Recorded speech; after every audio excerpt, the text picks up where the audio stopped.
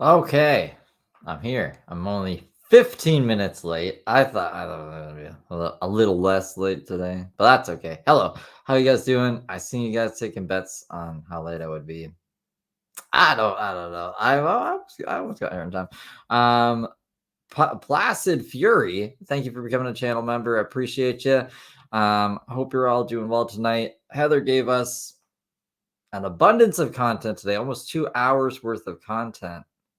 That's a lot different from the like measly 30 minutes she's been giving us lately. So there won't be much filler today. There'll be a lot of just Heather. But Mud Pit, how you doing? Danilo over 8 minutes late. Yeah, you were right. Tina Marie, how you doing? Hendrix Henrik Hans, Quack Kelly. We got Dabney. Who else we got here? Sparkle Jump Rope. Goth XXX Goth XXX. That's like a King Cobra name. I like that. Mother Guinea Pigs. I've seen a few new people. That's fancy. That's some fancy shit. Fierce Kimmy. Nay. Mary Birkin. Who else we got? Megan, the love of my life. How you doing? Nicole Arm. Sarah Spubsky. Lots of new people tonight. How y'all doing? You want to start a campaign?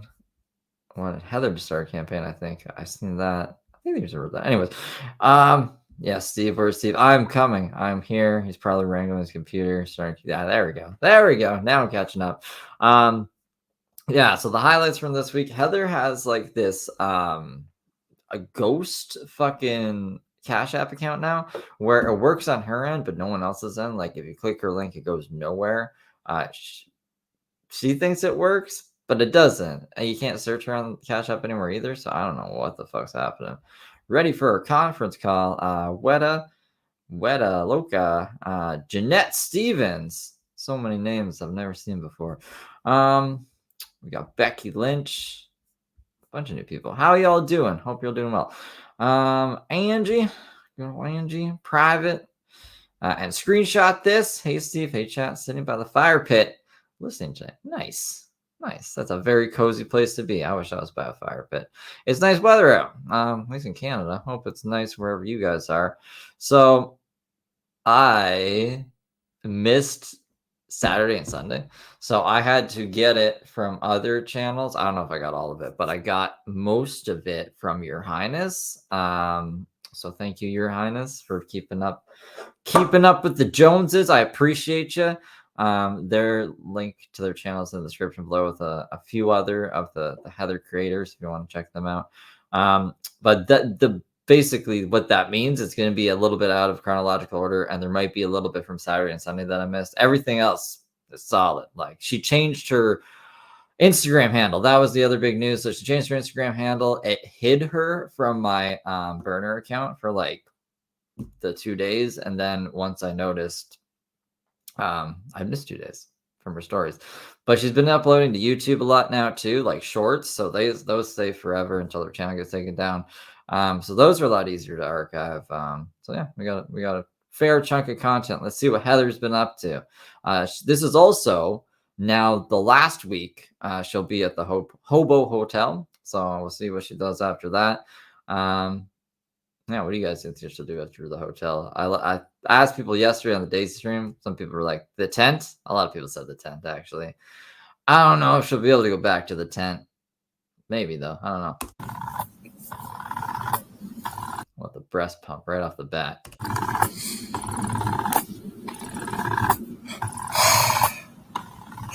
It's 3 months postpartum, and I am finally starting to work out. I've been very active with cardio. We've done at least 3 to 5 miles a week. Yeah, she's been running around some park as well. I don't know. Why I guess she's not all busted up from pregnancy and giving birth anymore. Is my hair going gray? That's a new thing. Almost every single week, if not every single week since he's been born. The first week postpartum, I did 7 miles walking to a shelter from the hospital, or 8. Was it 7 or 8 miles? 8.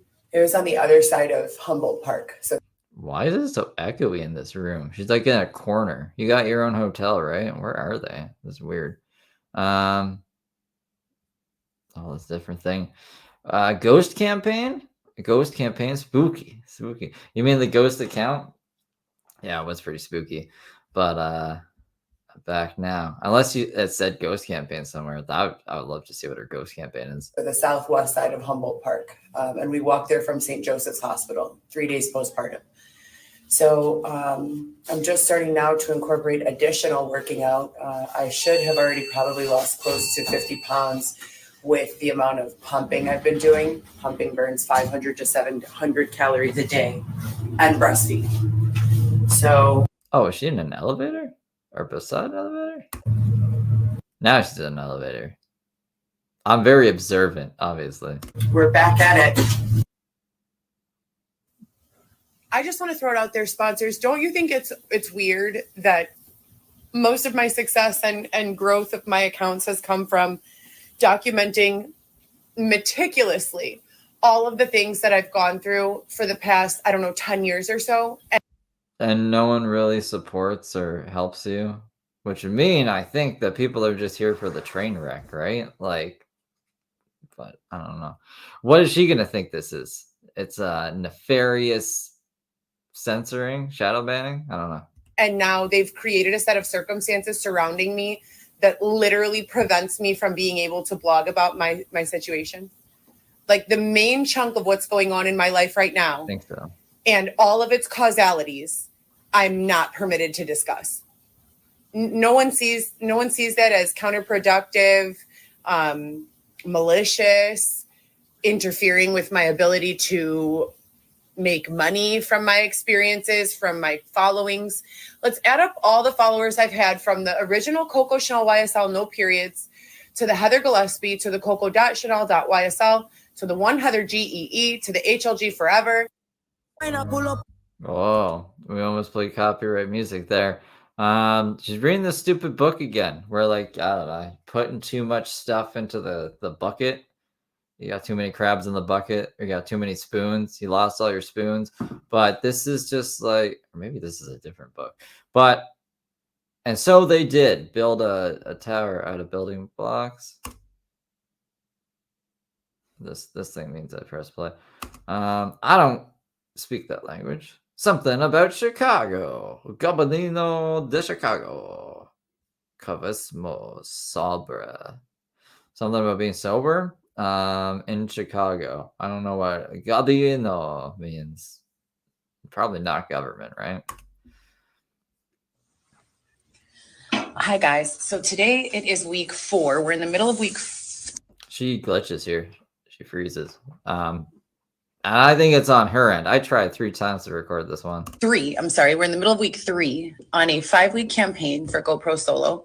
And this is mostly a campaign about not being a real jerk. All right, you guys. So I'm doing a pretty new style of campaign. On a walk today, I saw a Bentley. Okay. So this. I think I got pretty much all of this from Your Highness.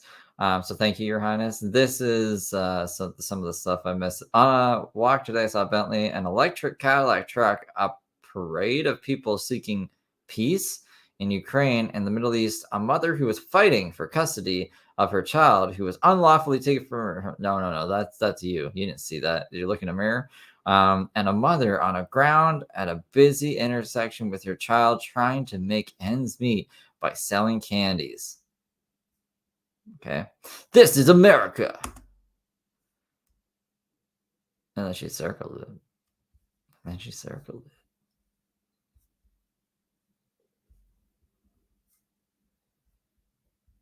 Yeah, her favorite book. Why is she showing us this? She's playing I Spy. Hi, guys. So this is how much breast milk I'm producing. This is such a what are we doing here? Her kid can't be drinking that. This is like an essential. This is like a shampoo bottle, and this is, at least this looks like something you would drink something out of. I think that says essential. It's like essential hair. Currently for Essentia? What is that, guys? What's Essentia? Let me know. Friday night, so Friday 5 after 5, and Saturday, all of this, and then Sunday I start seeing. I like how she like writes it like scribble. Hold on, can I put this back? No, it won't let me do it. I thought it would. She has it like scribbled on the fucking bottle like a maniac. Like how she used to write on the walls, but breast milk in case like, what did you think it was? What other fucking substance would this be? Saving it and bagging it for Weston. And then Sunday. No, it has to be shampoo. It goes Sunday, Monday, Tuesday, bring it to him on Wednesday. And then Thursday, I bring Wednesday and Thursday's pumps. I bring Friday. Friday. And then Friday night and Saturday, I have to dump because I don't have a freezer here. We're just using this small fridge, but I like to keep it so that I can measure how much I'm producing. And then she just makes sure that she's like consistently pumping all the time. That's a nice place she's got. Isn't it a nice place she's got? I only get to breastfeed right now on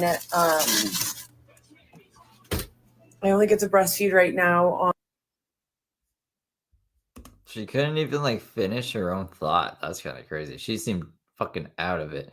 She was just naming off days too. Like she could have just been like, I pump every day. I go on Wednesday to bring it to him. She was like, it goes Monday, Tuesday, then I go on Wednesday. Then it's Thursday, and then something happens on Friday, and then I got to dump on Saturday. And then she didn't even end her own fucking sentence. The fuck is she on? Does Air Duster make you do that? When I watched the I'm walking on sunshine fucking intervention documentary with Air Duster chick with my babe, they said that it was like only, I don't know, like a minute high or something, and I don't think it would make you like that, would it? I don't know. I've had this fucking thing on here for a while. She's selling these pics to fetishists. That's not good. I miss my babies, my family, my life, having rights, etc. and so forth. Pumping on the go with that face. Where are we going, though?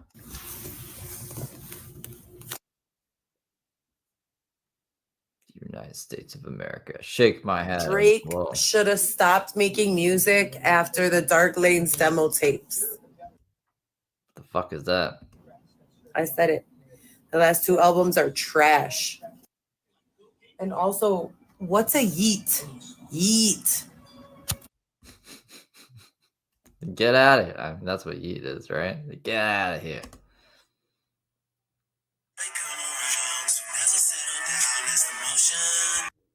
Why is she looking so crazy? Well, working hard to better yourself, huh? I think this is Your Highness's commentary. Imagine this isn't Your Highness's channel. I'm pretty sure it is. If it's not, I'm sorry.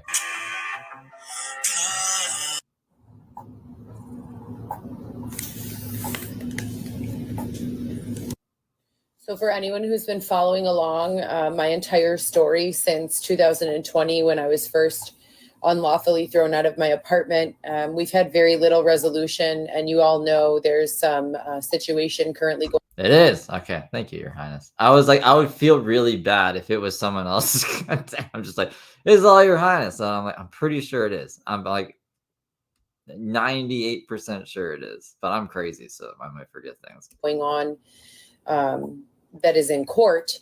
That was continued all the way to June. And then now there's an email link saying that they need to continue it to August. So I am starting to feel my faith tremble. And I keep going to church and literally like begging God to have me stop going to church for the drug rehab programs with Xavier. Is Xavier still looking Italian and motherly? I need an Xavier update. To make this make sense for me, there is no place in this world without my children. I need to be with my kids. So I'm frustrated, and I'm just trying to keep the faith at this point. I mean, it doesn't really help your case that the kids have been getting on fine without you for years. Doesn't really help your case. I need to be with my kids. I don't know if this is a Bible verse.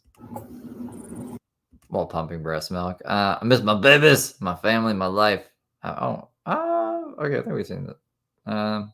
Yeah, I think we just saw this. Bullshit. Did I download doubles? Drake should have stopped making music after the Dark Lanes. I might have some doubles in here. Hold on. How did this happen? Whoa, that's way too far.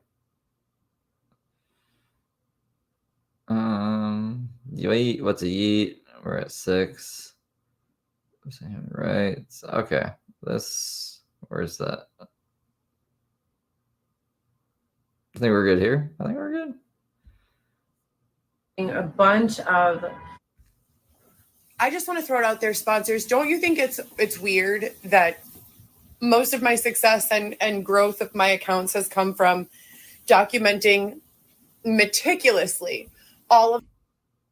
We've seen this too. The things that I've gone through for the past, 10 years or so. And now they've created a set of circumstances. I have. Shit. I'm being really bad at this. All right. Hold on. A bunch of thought-provoking insight. If you would love to hear about it, which I know you would, head over to my YouTube and. Oh yeah, she has a ton of fucking shorts. I don't know what those are going to be about. There were so many though. I had to get so many of them prepped because I was like, I could just like watch them like off of her channel. But some of them are like 7 seconds long. There's a fuck ton of them too. I'd have to keep skipping through them. And I'm lazy. So I was like, I'll just line them all up so I can just do this. But no, there's a bunch. I don't know what the fuck she's going on about on YouTube right now. Check it out. And then DM me here and let me know what you think. Yeah, and my eyes are not brown, they're hazel. They have green and brown. What does that have to do with anything? Full prayer is banned, but drag shows are absolutely allowed. That's what Heather worries about, guys. Sourdough bread. This is a big surprise. Sourdough is actually made with lactobacillus inside the dough. What? What does that to do? Why is this on her reels? Now, there's been research studies looking at the number of different types of lactobacillus that are present in sourdough.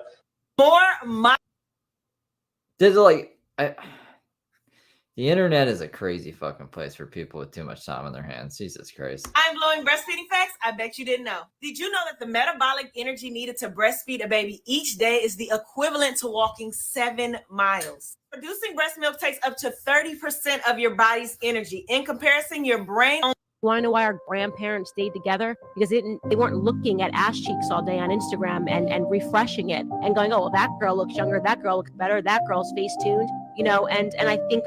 So they settled. Is that what you're saying? I don't know.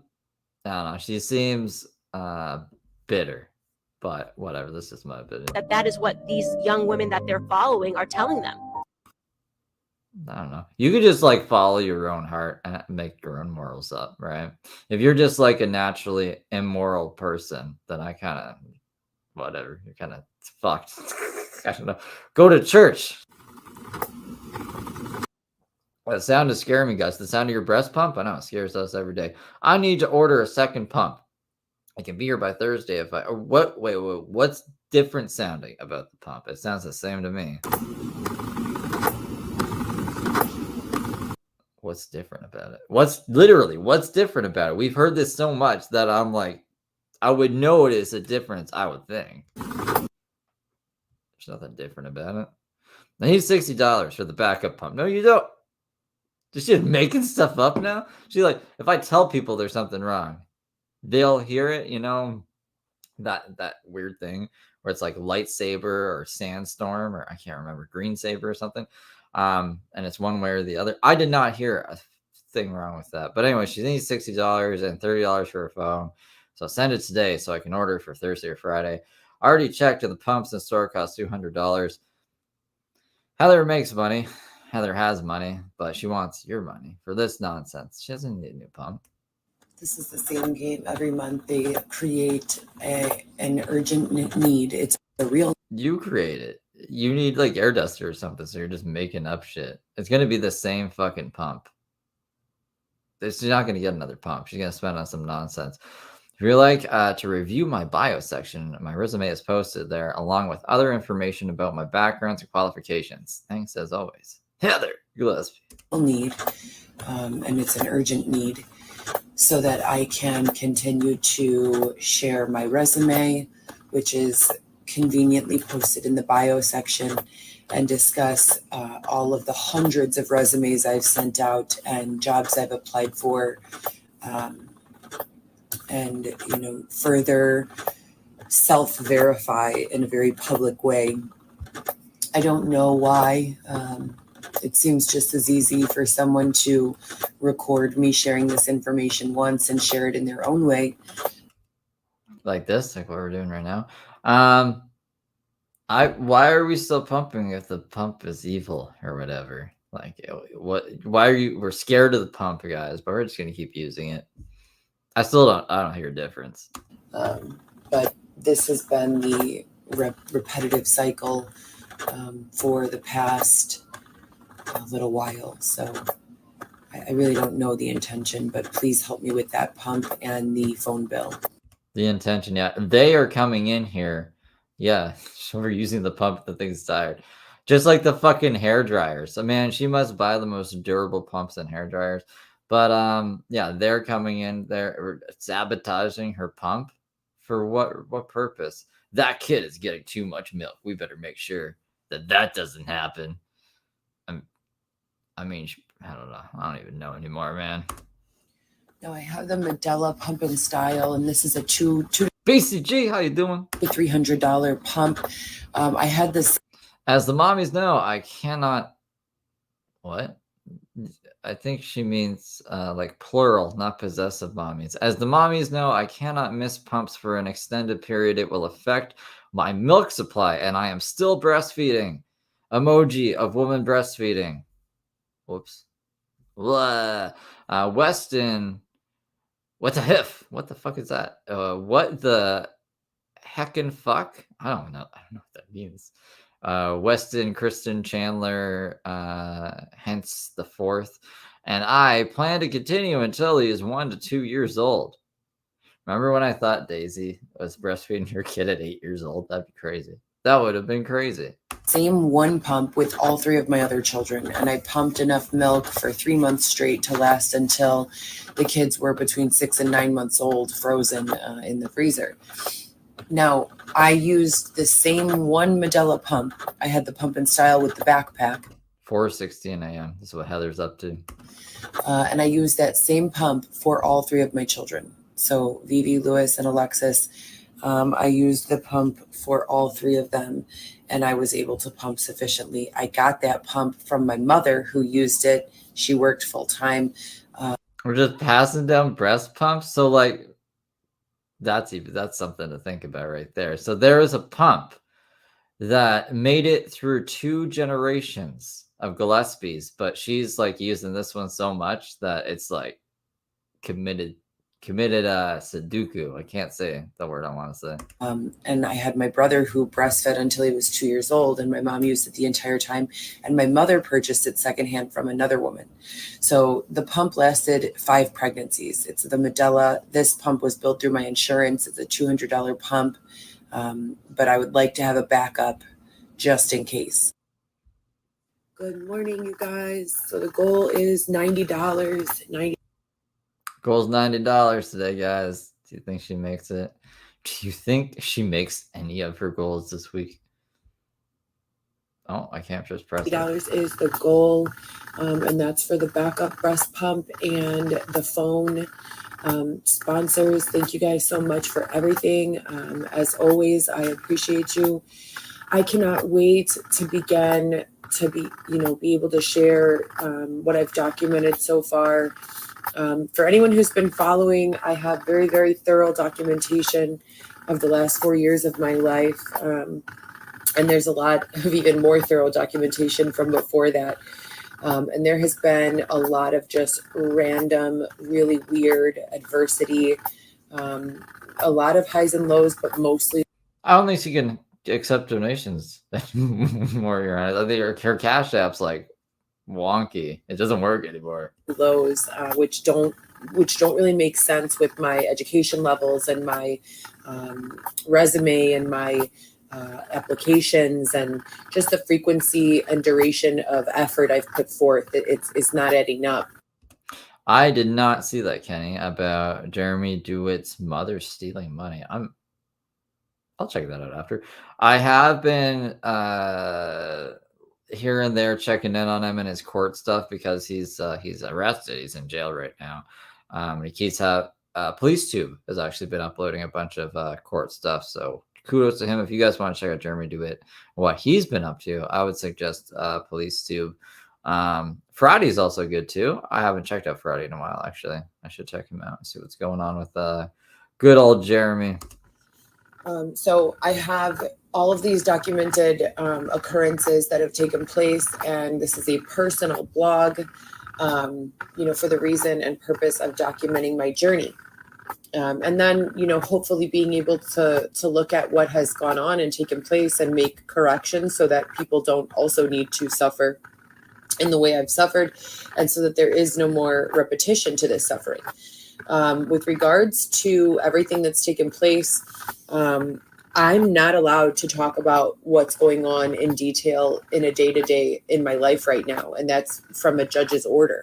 So having a personal blog as my main, project and main source of income. Oh, it's from Friday? Nice. Good. I miss Friday. Friday's like my favorite, and then PoliceTube is a close second. That makes things incredibly difficult. And this is the second time that all this has taken place, that there has been a time that seems incredibly opportunistic for some sort of legislation to come down and say, you're not allowed to speak about what's going on in your day-to-day life. Like, whose life is this? I don't know what the judge's reason for her not being able to talk about the case. I'm assuming to protect the child's privacy, because she is not. Well, I mean, she's not doing that now, and she's a parent. So I don't know. I honestly don't know. If there was a jury, it would kind of make sense, because then a jury would be influenced maybe by her if they were looking. There's no jury though. It's like a family court thing. But I don't know. What do you guys think? Why do you think the judge put a gag order on her? Because the first time they did this to me was in 2020. And I was under a non-disclosure, and I was not able to or permitted to speak about what was going on in my life on a day-to-day basis. I find it very, very important to speak about and document my journey. And I also invite everyone to question, if I'm not being permitted to do so, why would that be? If everything were kosher, if everything were, as it should be, morally, ethically lined up, constitutionally and legally, there should be no reason why I'm not able to speak about my experience, right? Okay, so I did a couple. I mean, you can speak about it. You're going to lose the court case that you're going to lose anyway, so you might as well speak about it. But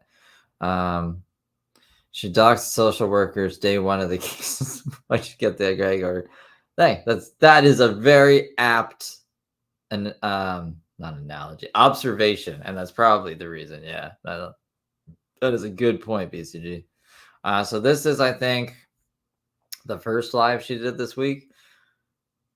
I think, yeah, this is like the first 24-minute live. She's in her fucking teacher Heather mode. A couple of shorts about the What's Your Impact campaign, and I wanted to do a quick live to talk about some of the points. If you guys are content creators, I highly This is nefarious and un-American. Yes, that's right, VC Pony. suggest you jump on board with the campaigning for positivity and positive causes, impacts, and long-lasting effects on society, yourselves, and your audiences. So that's the Did you say her blog is her main source of income? Because that's interesting. I thought, maybe I'm getting her and Daisy mixed up. I thought she said she doesn't monetize her content. She just wants it for, documentative purposes.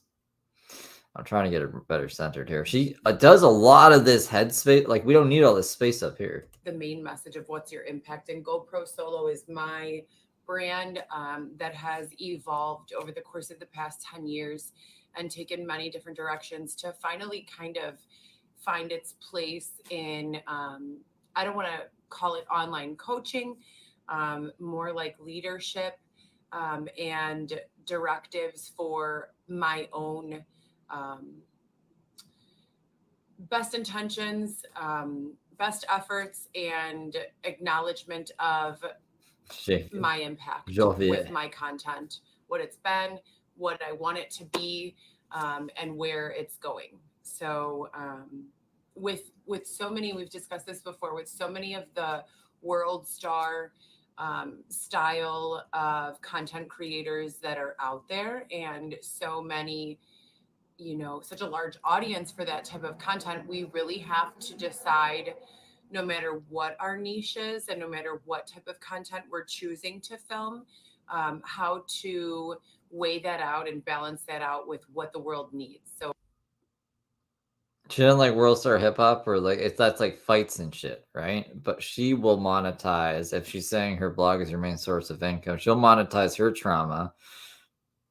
So why can't world star monetize other people's trauma? Like, why are we getting on a moral pedestal about what trauma is and isn't right to exploit if you're making money off you know what I mean? Seems odd. So not just what we enjoy creating and what we think is fun to share, but really what our audience needs to see. Heather's live right now. Where is she live at? On her YouTube or on the Instagram? I will stream Sniper. Like, what is? Just let me know what platform she's on. If she's on the YouTube, I'll check both places. But if you let me know, I can get there faster on YouTube. Beautiful YouTubes. Let's go YouTubes. Where is she? Where is she YouTubes? There she is YouTubes. Let's watch. Additional questions that are asked, and it's not just specialty, but specialty has something to do with it. It's also doctor preference. So when look how fast that was. And we can pause it. You bring in the EMR people, the technologists, to build out your templates. You kind of, as the doctor, say, okay, I want this, I want that, I want. Is that toilet paper? She just have a roll of toilet paper in her hand? I want this, I want that. And going electronic and joining with these larger corporate conglomerates reduces a lot of risk personally to each physician, but it also takes away all of their freedom mostly. When a doctor has, it's a King Cobra accent, the note, and the note is, like I just described, that templated piece of electronic medical record that asks all the questions. The doctor cannot simply not answer and close the note. In most cases, there are specific parts of the template that are required for billing purposes. Hold up. In the early days, in the early implementations of electronic medical records, so up until probably about 2020, and even after that, people are still fine-tuning. The more in-depth the questionnaires are, the more room for error there is. Have you guys ever taken a multiple choice and you don't know the answers? And you're reading the questions and you're like, I have no idea. And you just get exhausted of it and you're like, C, C, C, A, B, A, D, whatever. And you get rid of those last 10 questions and turn in the test. It's kind of, there you go. Now you guys can read the comments if you want. Kind of like that on some of these templates. So going back in an electronic medical record to dictate a person's physical health, plan of care, et cetera, and so forth is incredibly difficult, especially in these earlier years of electronic medical record implementation, to deem as truthful or reliable.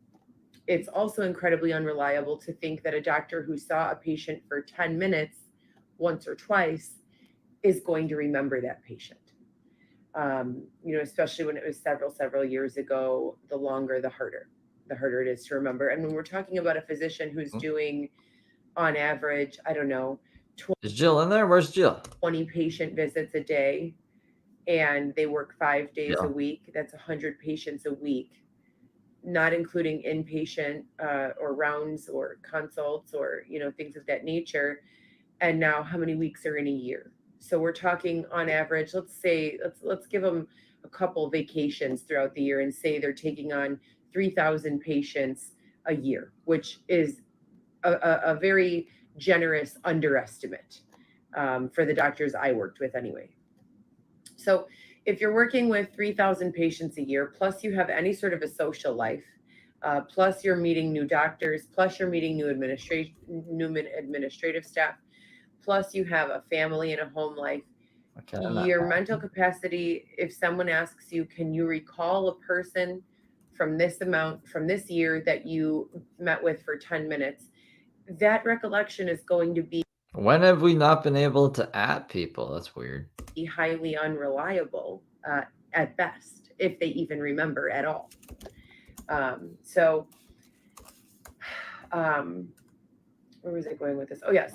So basically, overall, in the development of electronic medical records, I need an Xavier update, much like all other electronic charting, if you look at police used to have to go and fill out take a piece of paper, a date of incident, what happened in the incident. I don't know the exact technology and questions that are used for the policing, charting. I speak medical language. It's one Heather GEE. That is what it is. The comments have it covered up. Sorry, guys. Medical abbreviations. I could write you a prescription for almost anything, and I can tell you exactly what the dosings are and, what the SIG is. Like, for instance, if the doctor wanted you to take a baby aspirin each day, they would write to the pharmacy, aspirin, SIG with probably a 0.81 with a SIG of take 1 tab, PRN, or Q day, depending on what it was. So PRN is as needed, QD is once a day, BID is twice a day, TID. That's awesome, Heather. I'll put it to 1.5 so we can catch it at 1.25. Is 3 times a day. Lateral, posterior. They use these kinds of terms. And it's also transformative this way. I don't think she'd be able to hit me with anything. Terminologies. I don't understand that language in policing or in legal. They have their own language as well, but I do understand it in medical. Now, very much so, it's incredibly common that, as I said, if you look at these long, tedious templates, especially before the EMR was developed and customized to the doctor individually. What is the EMR? What's the EMR? Kenny will know what the EMR is. You have to click stuff. You have to click stuff to close the note. And you cannot submit a bill until your note is closed. Now, if you're in a private physician's office and you're the owner, who's going to yell at you?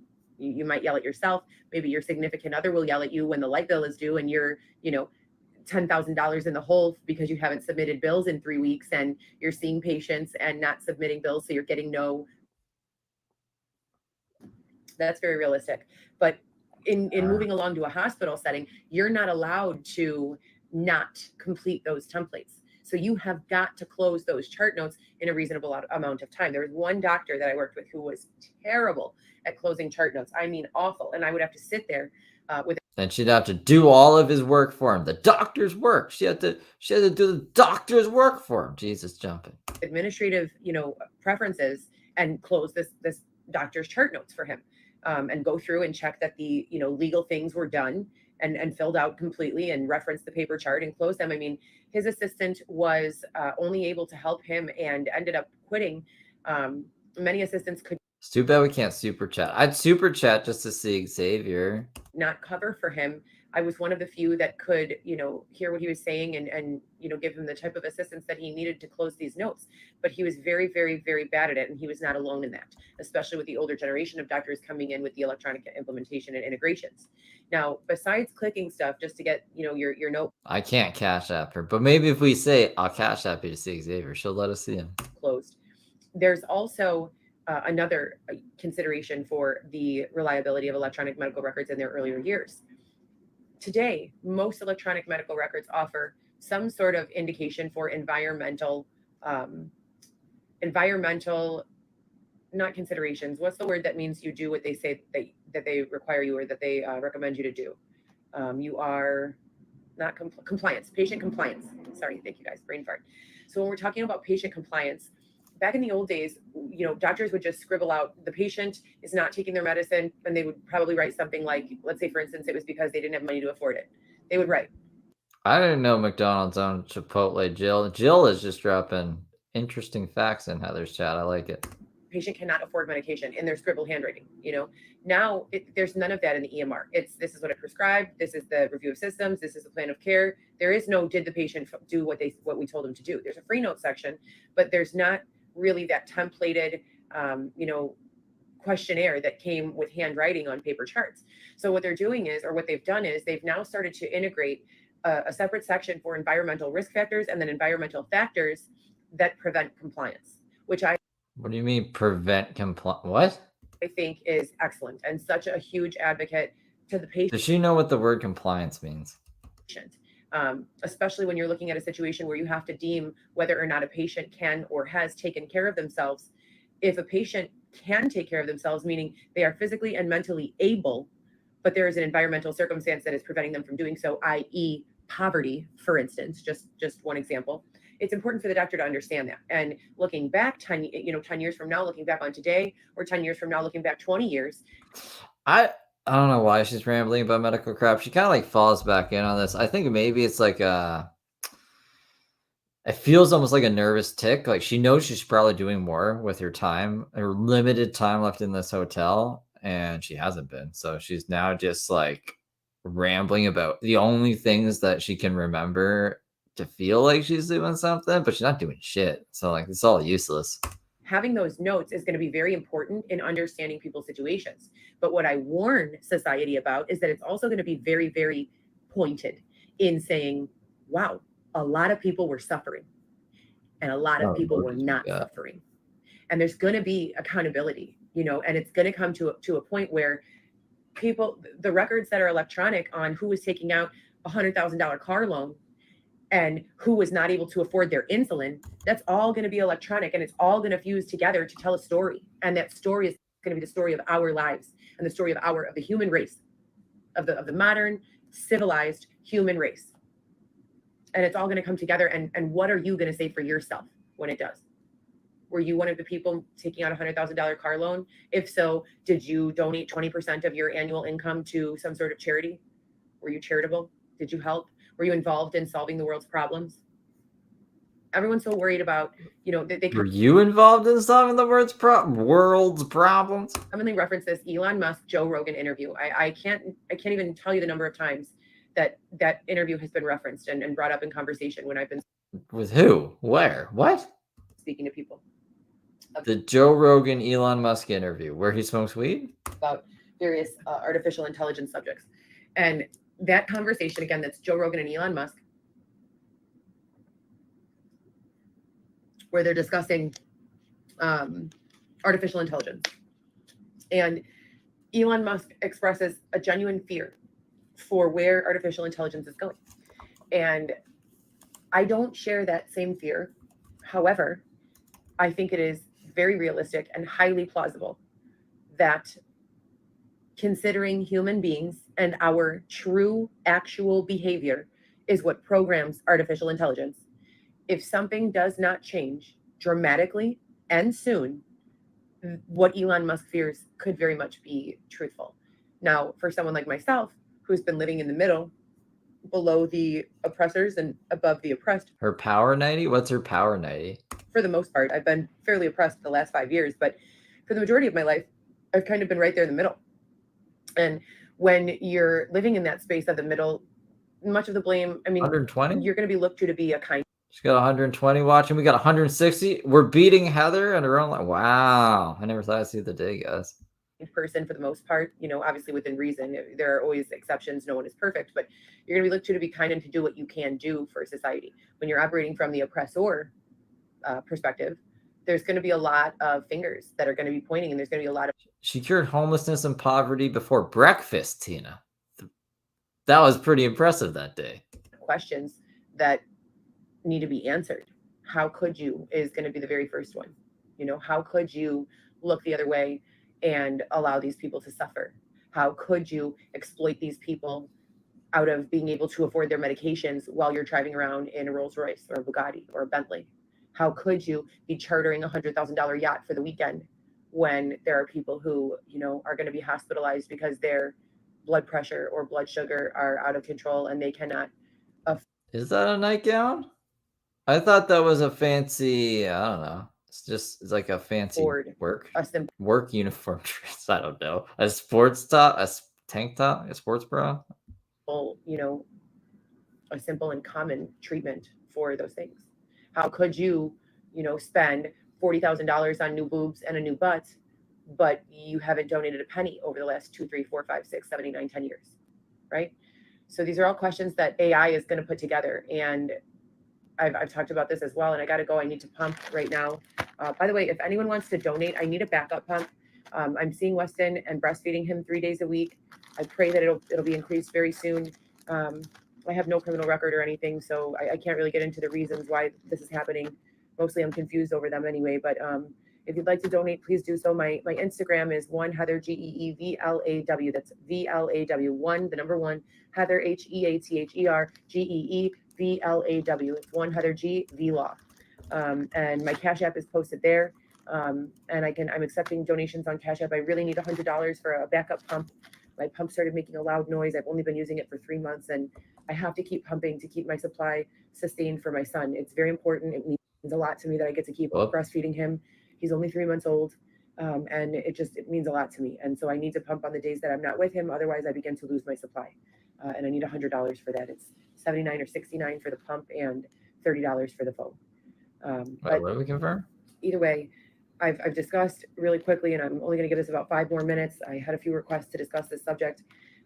We are all creating a file for our lives. This file is not a file for our lives. That's what Heather's been up to. Being held in any sort of filing cabinet that's tangible, but rather cloud-based servers and the in this blockchain or electronic footprint or electronic file. She's talking really fast because I got her 1.25 speed. Oh no, she's about normal speed again now. Oops. All of our prescription refills. Now it feels like it's like molasses. We can probably bump it back up to 1.25. Says I pause it again. Everything billed through our insurance. All of our medical records, our phone bills, our phone records, our text message history, Grinds what my we like gears. and don't like on social media, the comments that we post on social media, the photos, the interactions, our campaigns, our resumes.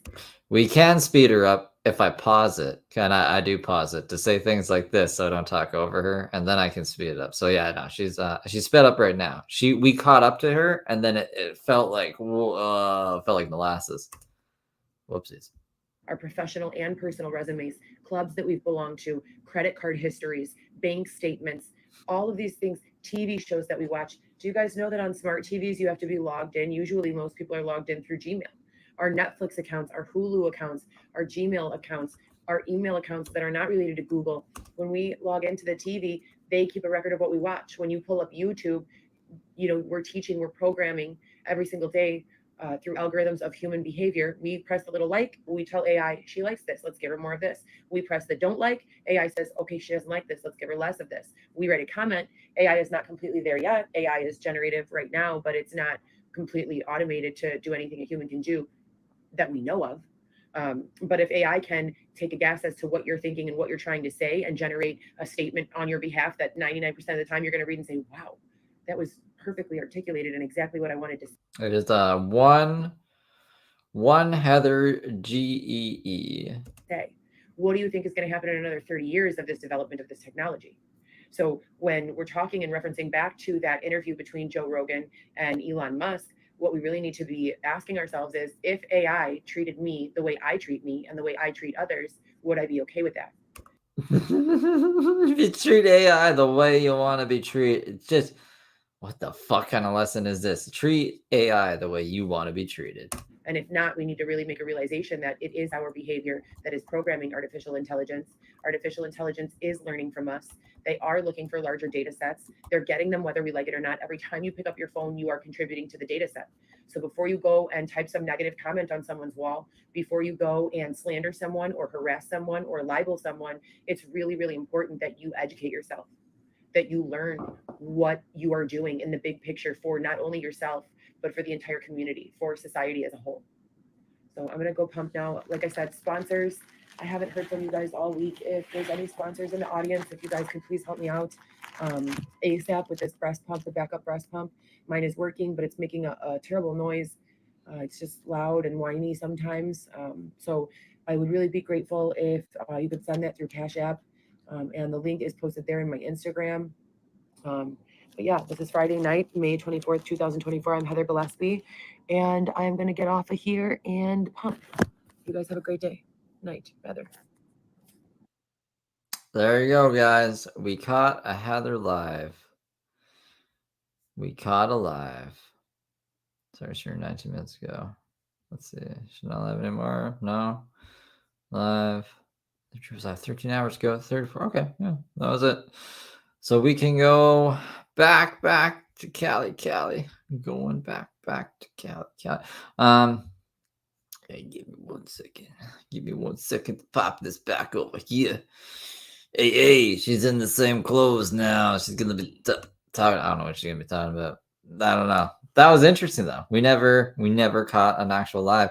Good night, Your Highness. Again, thank you for archiving Heather's silly shenanigans because I missed like the Saturday and Sunday this week. What's going on, transparent Jersey girl? Yeah, we're all tired of hearing that breast pump for sure.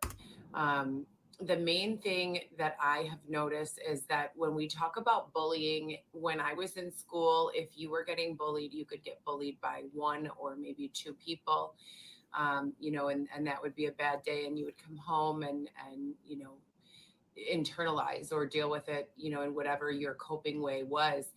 Now we're talking about bullying to scale, where children, if they're getting bullied at school and online, can be, facing thousands or more of really antagonistic, pessimistic, sometimes even physically assaulting. Oh, that's what you're gonna say demonic. What do you mean physically assaulting? Like when the cops physically assaulted her? Types of behaviors. So everyone, at this early age wants to be cool and wants to be socially accepted.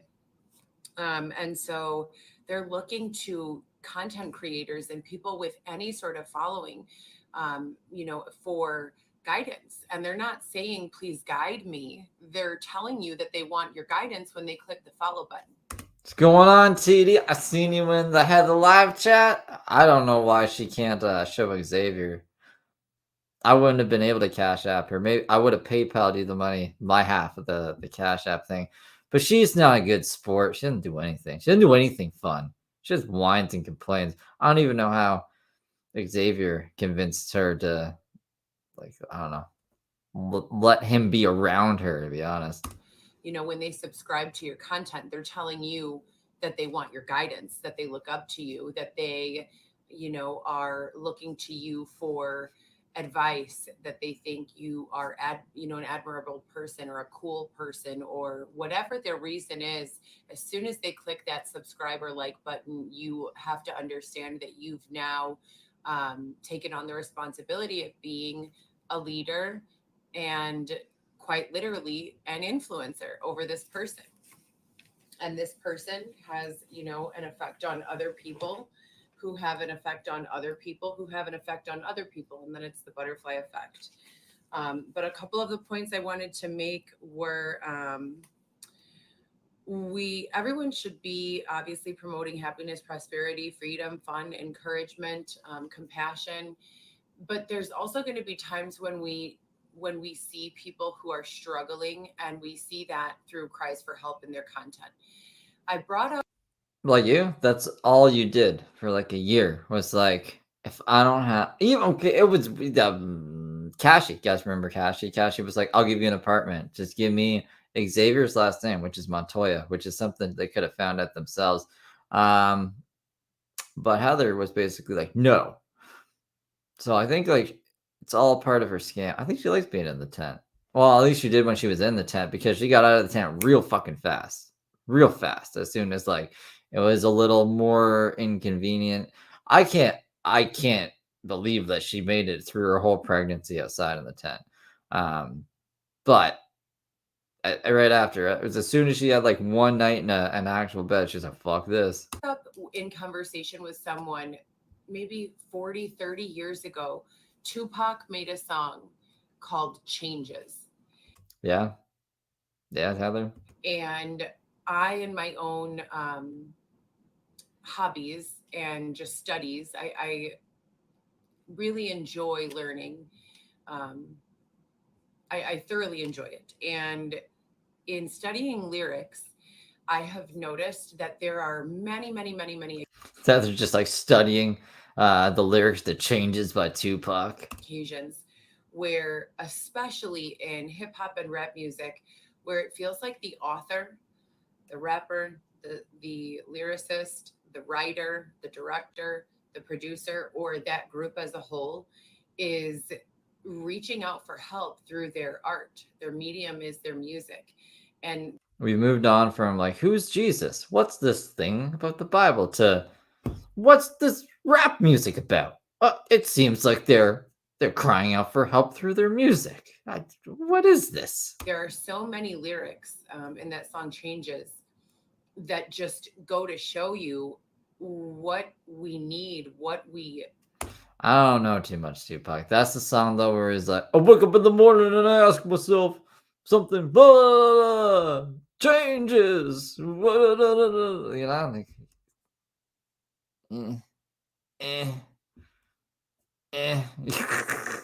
I'm not trying to hate on Tupac. I'm just, you know. have been asked for, what we've been asked of ourselves, of our leadership, of our government.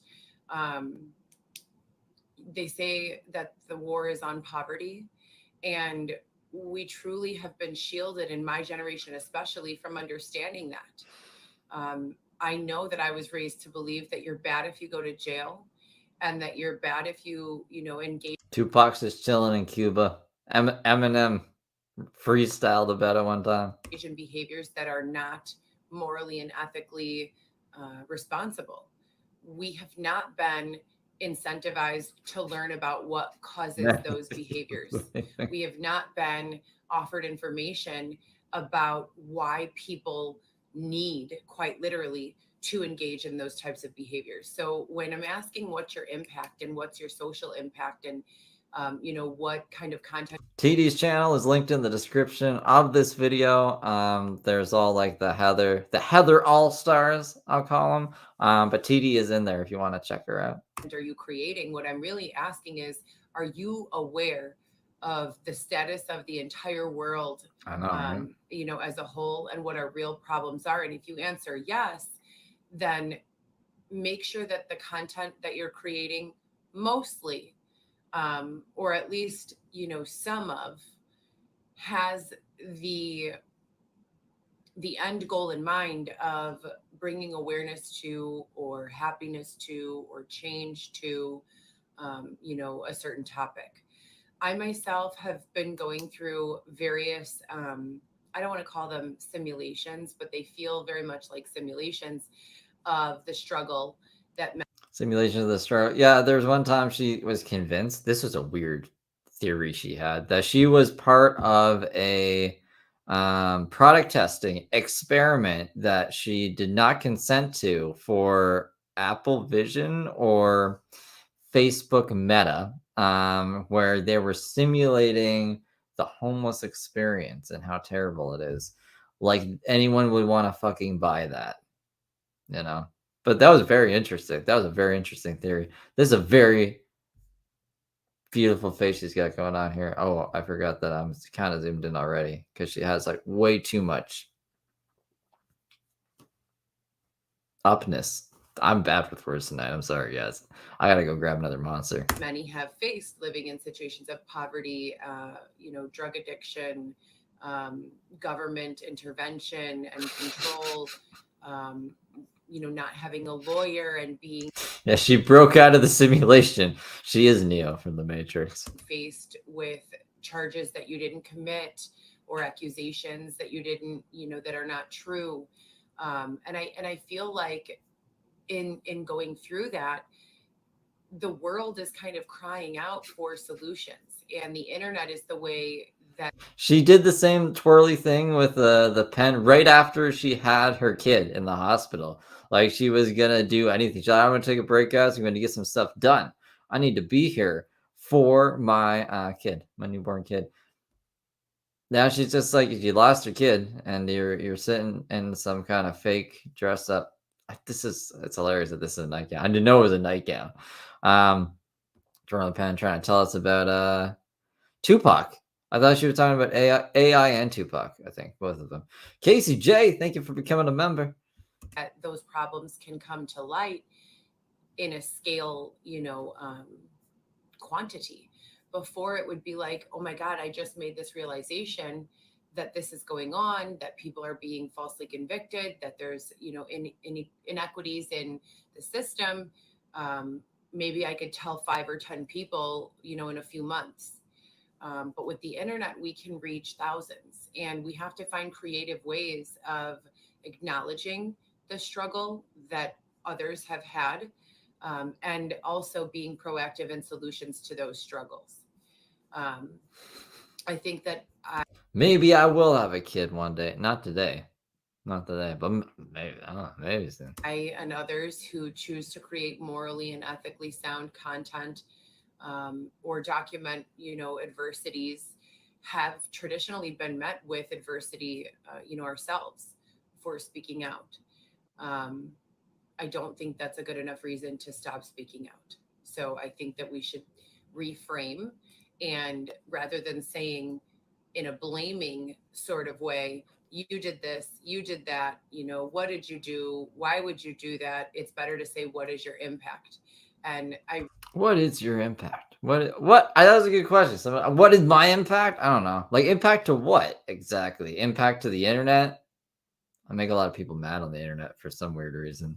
And then I make some people laugh on the internet. And I don't know. I don't think I've really done anything good on the internet. But, oh, wait, no. I've messed with James Soroka enough to the point where I think I've done a little bit of good there. That's about it. That's my impact. Everyone else, like, I'm retired now in the sense where I don't like meddling with things too much. I like just watching shit from the back, and we can observe and commentate on it. I don't know how I got so far into James. That's unfortunate, actually, but I'm proud of that. I really feel like asking that question repetitively, and asking that question in different ways in plain English, like I just did, or whatever language, your audience is speaking, but also in art. So, I did have a post here. It was a post that I originally made on TikTok, where I'm wearing, or the model is wearing, like this really kind of soft feminine skirt and holding a flower, and her hair is just kind of billowing in the wind, very carefree, very lighthearted and wholesome kind of looking. And then the last of the photos is like a zoom in on this person's body, and there was like some self-mutilation or like scratches, and any kind of way that we can raise awareness for these types of problems. For the most part, people in the world are not sad, depressed, On it. Crazy, or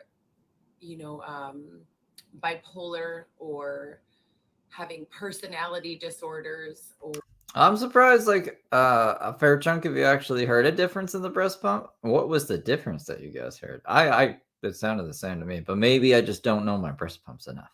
Or adverse to compassion, unless they have been mislabeled, misdiagnosed, and beaten into those labels.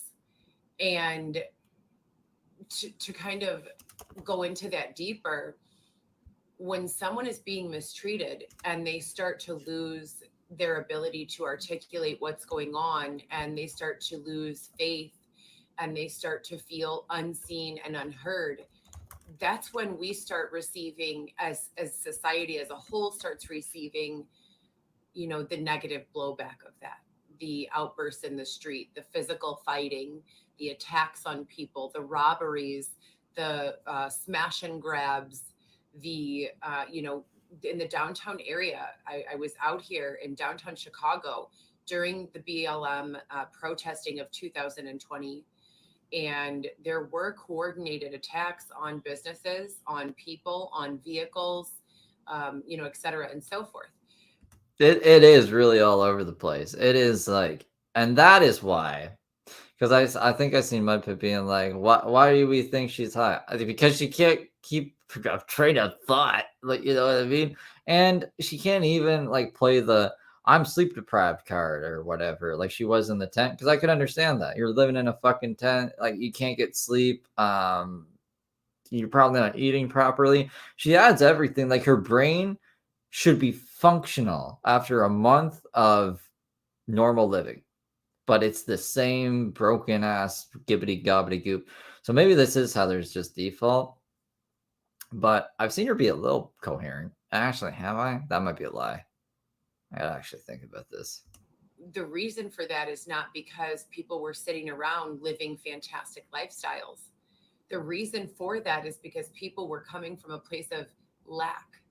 They were coming from a place of not having enough, of not having enough opportunity, enough money, enough access, enough education. So we have to really, in the content that we're creating, not only create opportunities for bridging those gaps and filling in that lack with abundance, but also for kind of lifting the collective vibration and changing the energy. Why would you want to raise up the collective energy? Then everyone's energy raised up. I remember her saying that when she was in the tent. Yeah, the difference is she's huffing to the rhythm of the pump now. I heard that. And one of the things, it might have been like one of the first ones I played actually, and I just missed it. But she was like, actually, let's give her the benefit of the doubt. Maybe it was Xavier huffing as she was pumping, because that just seems like a stupid thing to put on camera, unless she's feeling ballsy or something. With happiness, with laughter, with excitement, with education. Coursera is offering a free, it's a free application that offers a plethora of free courses that could bring a lot of job security for people who need it. Also courses that could guide our graduating classes into their next steps. A huge thing that I've told my daughter, I have a 17-year-old daughter who graduates this year. And I've told her, do not rush into signing a bunch of, FAFSA, taking out a bunch of student loans and putting yourself into a tremendous amount of debt before you're ready and you know what you want to do with your life. And this is important for everyone. A course like Coursera, there are doctorate educators who are offering courses from universities, four-year universities, very credible universities.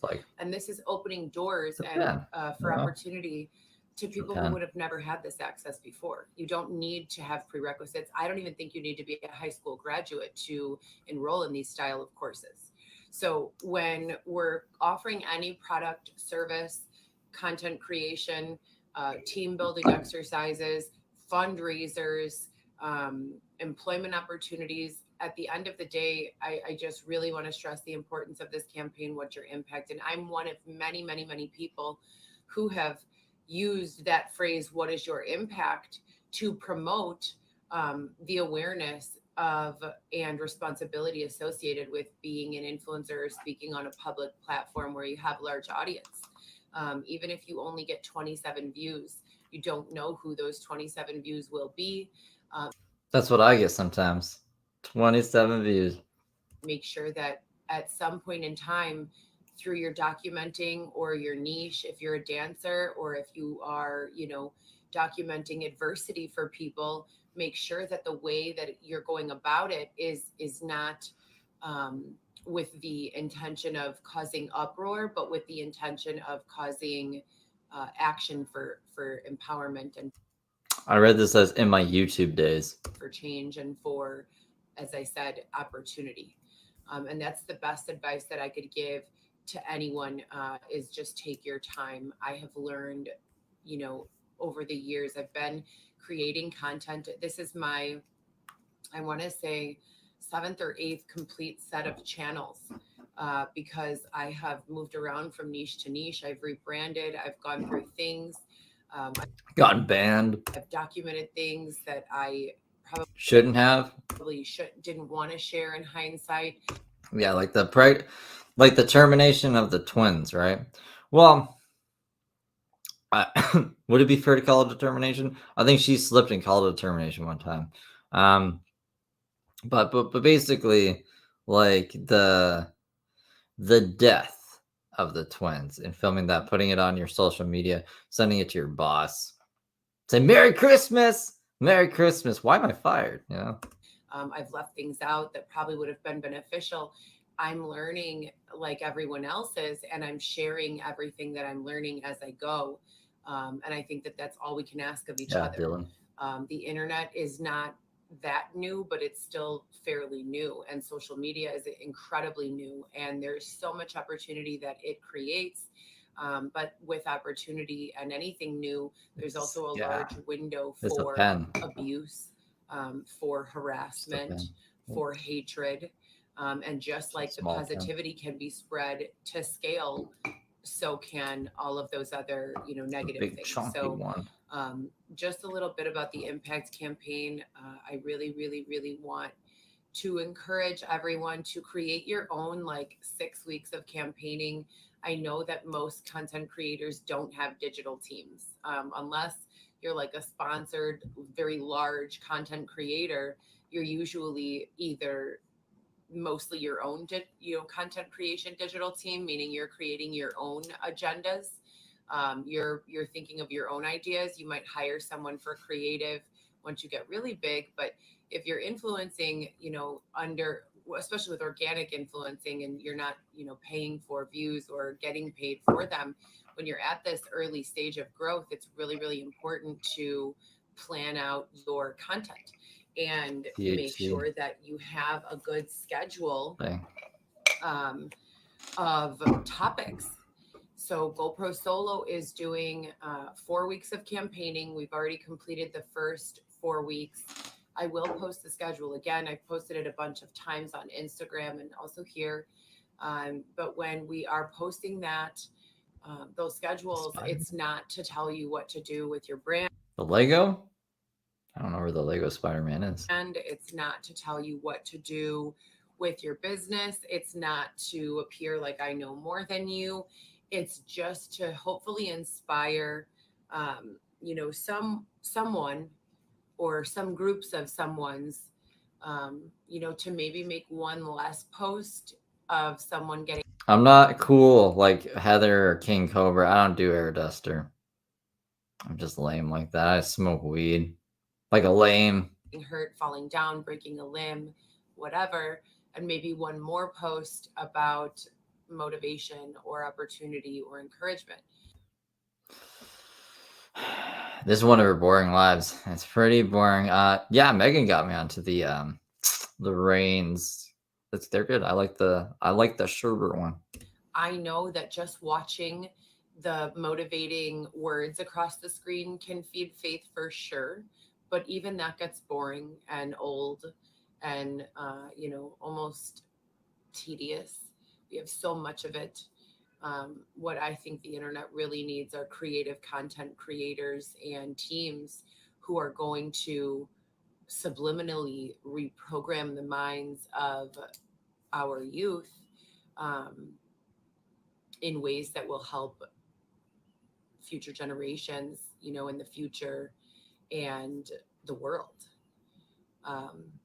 What these kids see us doing, they think is cool. If you have 6 figures in your follower list, you are being idolized. whether you understand that, like that, or I mean, Heather doesn't really make me want to get high, but if I were like super blitzed off of something that I probably shouldn't have taken or something, I could see myself like wanting to be. Let's pretend to be others, see what it feels like, and do one of these fucking things. If I ever get that high, I'll record myself doing this, and I'll put on like members only or something. You guys can see it, see the results. But what a bleak existence, That's just like, what are we doing? I mean, even like I ask myself what I'm doing most of the time. If I was just doing this, I would feel very lost. intended to have that cause. That's what's going on. So these kids are looking up to you and what you're doing. If you're dancing around the world, that's fantastic. Just try to connect that to some worthy cause. There's this Surthy Cooks, SurthyCooks. This woman is incorporating language. She's speaking in multiple languages on her platforms. She is dressing in costumes on her platforms. Who is this? Curvy Hooks? I should have paid attention. She said it like 3 times. I didn't know this person would sound so interesting. Would I ever smoke with Dirty and Eggs? As long as I don't have to share like a joint or a blunt with them, I'd smoke with them, sure, as long as we all have our own shit. She's incorporating makeup, fashion. She's incorporating family. She puts her children on sometimes. Pardon me. And she's cooking large quantities of meals and bringing them out to underserved populations on camera. She's talking about this person that sounds like another Daisy almost. Like they're just kind of virtue signaling, it sounds like, while also dressing up and stuff. I think this is Heather's idol that she's talking about. And that's so, you've got a lot going on there. You've got cooking. She posts her recipes. You can follow along with them. You've got family. You've got morals, values, ethics. You've got makeup. You've got fashion. You've got all of this stuff rolled into one. And it's not just your traditional kind of, this too shall pass in some fancy font. So you're giving the motivation, you're giving the comfort, you're reaching the people, you're touching all these niches, and the outcome, I think, is tremendous. She's one of the best. I don't know what I would talk to her about, because like I feel like she just reiterate all the same shit. I guess like in the moment, I have questions every time she talks. I have questions, so it'd be nice to maybe slow her roll a bit and get her to elaborate on certain things that make no fucking sense at all, or try to keep her on track a bit. I don't think she would let me. I don't think she would be reciprocative to it, but I think it's worth a shot, right? If not, then I just trigger her. That'd be mean.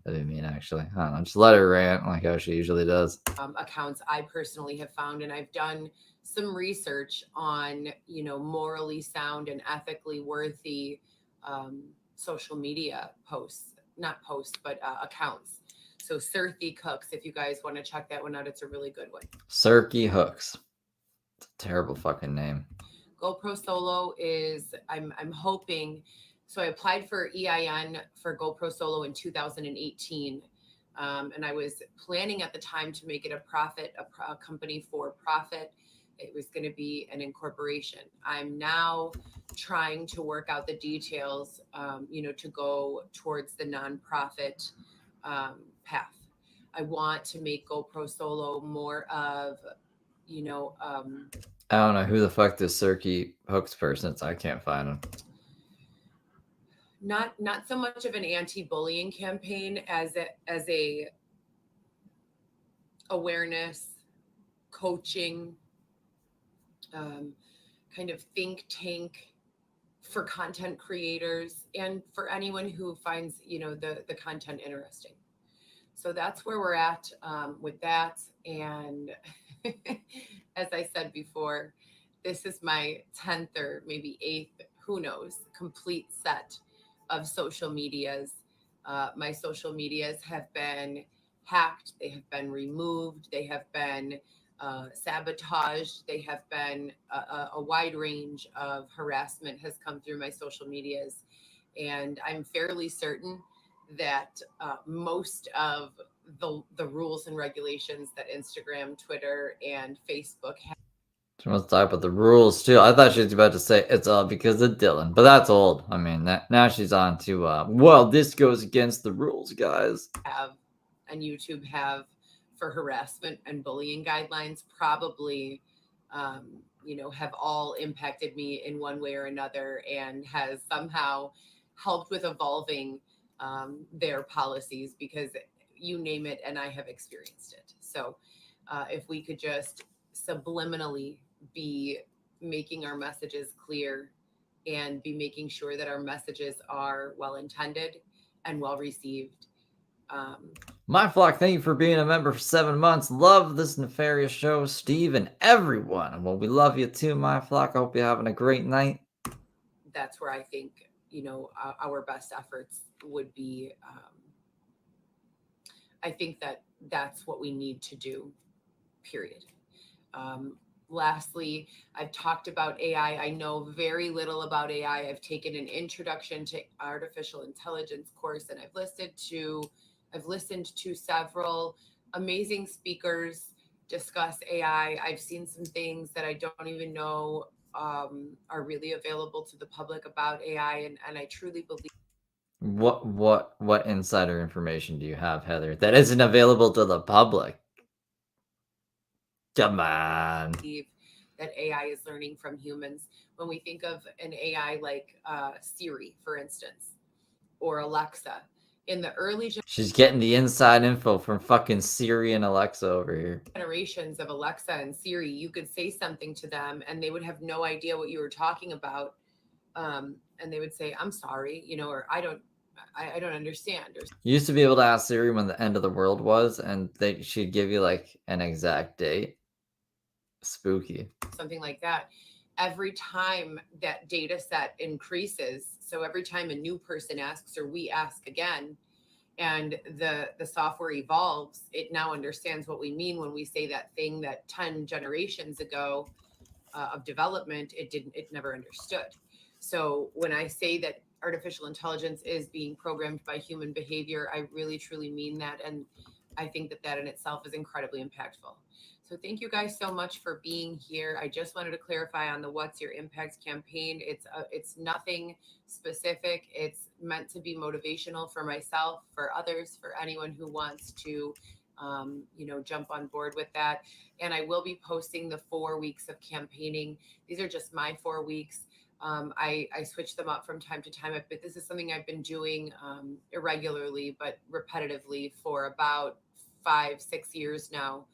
And I invite you all to create your own campaigns and your own causes and campaign for them. So have a great night, you guys. Thank you for tuning in. I'm going to jump off of here and make a few more shorts. I need to begin, very soon collaborating, and the DM is open. I love to hear your guys' ideas and what you're thinking and your feedback, constructive as per the usual. I was really thinking Xavier and I were going to start randomly approaching people and asking them what they think when we ask the question, what's your impact? I think that might be some good content, and creating a bunch of shorts of just me randomly asking people what do they think about this.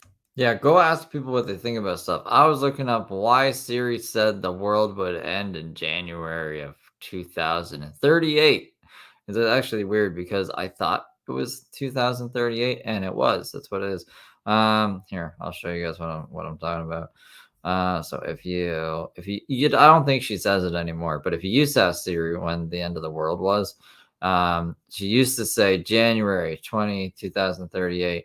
And this person, I am assuming, works on like Linux or Unix or whatever this shit is. It's a matter of Unix overflow. So most programs use Unix time, which is the amount of time that has an epoch, a date where the calendar starts, which is January 1st, 1970. That's like when a file gets corrupted or some shit. It'll say that it was made on January 1st, 1970, which would be kind of fucking impossible for most files, pretty much any file on the internet. So then it just like it goes on to explain like why this would be bad. So then in 2038, that's like when some systems are going to reach like the end of whatever, and it's going to be a problem. But I mean, like, I don't know. People are smart. They can like put a patch in or something. You could probably just reset that shit and then tell the computer to have it say this instead of that when it's, I don't know. People are smart. They'll figure it out. Y2K didn't happen, so I don't think we'll have to worry about like 2038. If we got like a few years anyways, what we got? We got fucking 14 years to worry about that shit. Imagine, like in 14 years from now, and be like, whoa, remember when Steve told us about that? Yeah, we were ahead of the times. But I'm saying nothing will happen. If something does happen, then whoopsie, oopsie doopsie. Sentence or phrase, what's your impact? Yeah, kind of like what. And that would also be a good way to kind of get more buzz and more publicity and marketing towards this campaign and make it like a bigger deal. All right, guys, have a good night.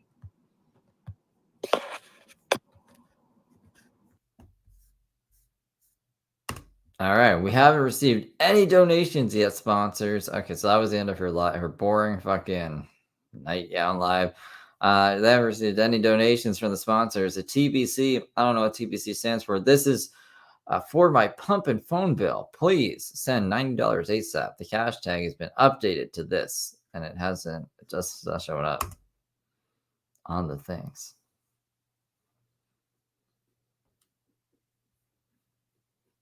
All right, you guys, we had the visit. It was great. My son is doing great. He's 3 months old and 1 week. He's cooing and making baby noises. The other 3 kids are doing great. My oldest is graduating this year, so that's fantastic. Time is really flying by. I'm still eagerly looking for remote work opportunities. I've applied at pretty much everywhere from basic entry-level Starbucks types of positions all the way up to administrator roles. And if you have a position that you think I might qualify for or be great at, please review the bio section here on the highlights reel. My resume is posted along with several letters of recommendation.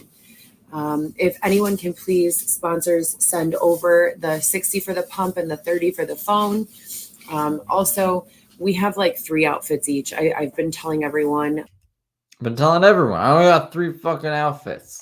We got a new one now, nightgown and a business attire. That we should fundraise for like 1,000, but we're doing 100, please. 100. Oh, we got this. Any amount is appreciated. Please donate via Cash App. If you don't want a thank you shout out, please make sure you say no shout out in the memo line of your donations. Thanks in advance. This is the first time ever that I've needed something and that there have not been any donations. It's time to learn. I mean, how did we hit? How old is she? I always ask this. She's like 40 something, right? 40 fucking years old. Every other time she's needed something, some stupid thing, some imaginary made up thing, she's always got it. Someone's always given her something. But now the Cash App doesn't work. Like the link does not work. Like it's impossible to send her money on Cash App. And she's like having a fucking freak out about it. She's like, what the fuck, guys? You're really not going to buy me a new pump, even though this one's still working.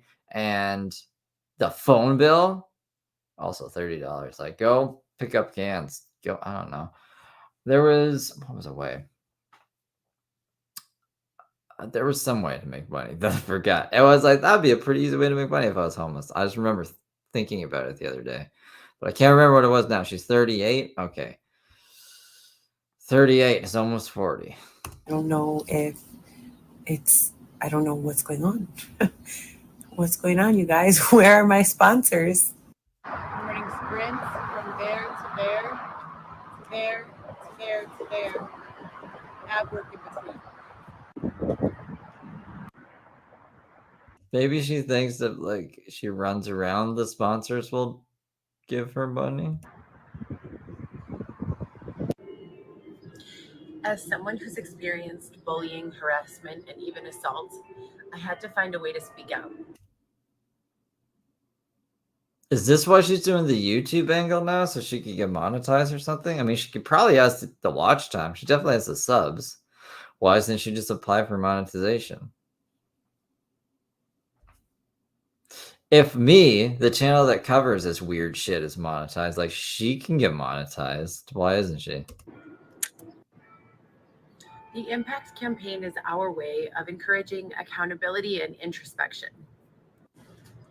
What's Your Impact calls into question how we can affect the environments and people that we encounter on an everyday basis to improve the quality overall. This is weird. This is like a different kind of Heather that I'm not used to. I don't know. It's off-putting. When you're calling your kid over and over and over on FaceTime, Yeah, and when they the text volume you on back. this. I decided to call it the What's Your Impact campaign because anti-bullying is basically saying the same thing that I'm looking to say, but in a negative way. This is like this is an older camera. Why does it look so weird? Like the angles are weird. Just everything about this is weird. This isn't like trademark classic Heather. Am I just tripping? Maybe I need to get high. So when you're learning about faith and energy and communication and psychology, Maybe it's the scripted thing. I mean, like, she needs some fucking guided script though, because we just seen her riffing and it was a whole bunch of nonsense word salad. So I can appreciate the effort. It's just really off-putting. Statistically, you get a better result if you put things in the affirmative. So saying what's your impact campaign, or we're campaigning for kindness or compassion, is better received, is more well received than anti-bullying. But it's basically the same thing. Okay, I wrote down some notes for the graduates. My daughter is graduating this year. To all the kids approaching graduation, my best advice as a mom and as someone who is in a tremendous amount of college debt. She wrote down notes for this. Imagine you think your kids are going to show their friends this. Okay, kids, this is your advice from Heather Gillespie. I used to be homeless and pregnant, and now I'm just quasi-homeless and not pregnant anymore. But this is my advice. I'm tremendously in debt, and take your time, find out what you like. Don't rush into college. Most definitely don't rush into college loans. Find out what you like. Take free courses. They have Coursera. They have a whole bunch of apps just like Coursera where you could take little tiny classes. little tiny classes. Why? What happened to her eyebrows? Why are they so far apart? See what you have interest in. On top of that, take a year off. Work if you want. Spend time with your friends. Don't rush the next steps. And definitely don't rush the next steps so that you can put yourself in a tremendous amount of debt. I think Heather thinks they're gonna play this on the big projector thing at the graduation. You guys know how in some movies the victim is trying to make some sort of facial expression or get the attention of people that she's being victimized or he is being victimized, but yeah, in like the movies when they're trying to do a face, but it isn't working. She can't speak it out because her captors or her oppressors are always there. That's a real thing. So I was watching an episode of Law and Order SVU the other day where these police wanted to arrest the man in a relationship of a husband, wife, and child. Yeah, this fictitious police wanted to arrest another fictional character. What was the scenario? And the wife is like, don't arrest him. And the cops are like, but he beats you up and assaults you. And she's like, yeah, he also pays the bills here and I can't work. So just compassion. That's a TV show, Heather. That's a non-fictional TV show. Is she zoomed in on this? Can lead to trouble regulating emotions. So what is the answer? Why does it look like it's more zoomed in than it should be? I think I'm just going crazy. Probably going And crazy. I know a lot of people don't want to hear it. I've taken so much flack in my inbox from people saying universal incomes will never be a real thing. There is only one way to resolve the majority of the problems that we have in the world. Population control. If someone is being abused and they can't get away, if someone doesn't have access to opportunity, if someone cannot afford to pay bills, if someone is reliant on another person, place, thing, or environment because of financial reason, which is most of the reason, universal incomes, evolve digital currency and give everyone enough. The reality is the only people who would be angry about a universal income are the middle class. What? Did we change outfits? Because if you're living in poverty, look at this background. What the fuck is fancy? You're most likely getting welfare of some kind, housing of some kind. If you're rich, you're most likely evading taxes legally. And if you're in the middle class, you feel as though you're carrying the majority of the burden and you kind of feel like slaves because you're working really, really hard to have a decent quality of life, which is extravagant compared to those living in poverty and is terrible compared to those living in, wealth. I think Heather needs some guidance. I think what she's trying to do here is like just grift off of the values that she's describing or whatever, and just like warning people, I guess, about AI. Like those right wing people, the right wingers. Actually, the universal income thing is more left wing, but that's the vibe I'm getting because she's just like talking to talk. That's what those guys kind of feel like they're doing too. But if she wants people to watch her, like no one even knows, like we're really all over the place. You got to find something. You got to find like an example that is like in the media flow, like in the algorithm already. And then you got to use that as an example. And then you can ramble on about this. But how are people just going to click on? How are they going to find this organically? You know what I'm saying? This is actual advice that Heather should take if she wants to do this. If she wants to just ramble about shit she knows nothing about, which you can actually make a living off of that on YouTube, but you need to be referencing certain things, not your weird life that no one cares about. Like your kid doesn't even fucking care about it. She's embarrassed by you. It was embarrassing that she was like, I don't want my mom asking her weird sponsors for prom tickets. Like she's, it's sad. So how can we make it easier on the middle class? Artificial intelligence. And when I say poverty is the real prison, I mean, have you ever not had enough money to buy toilet paper to wipe your butt? I think most, more than half of mental health disorders are actually just causal responses to abuses, circumstances, and environments.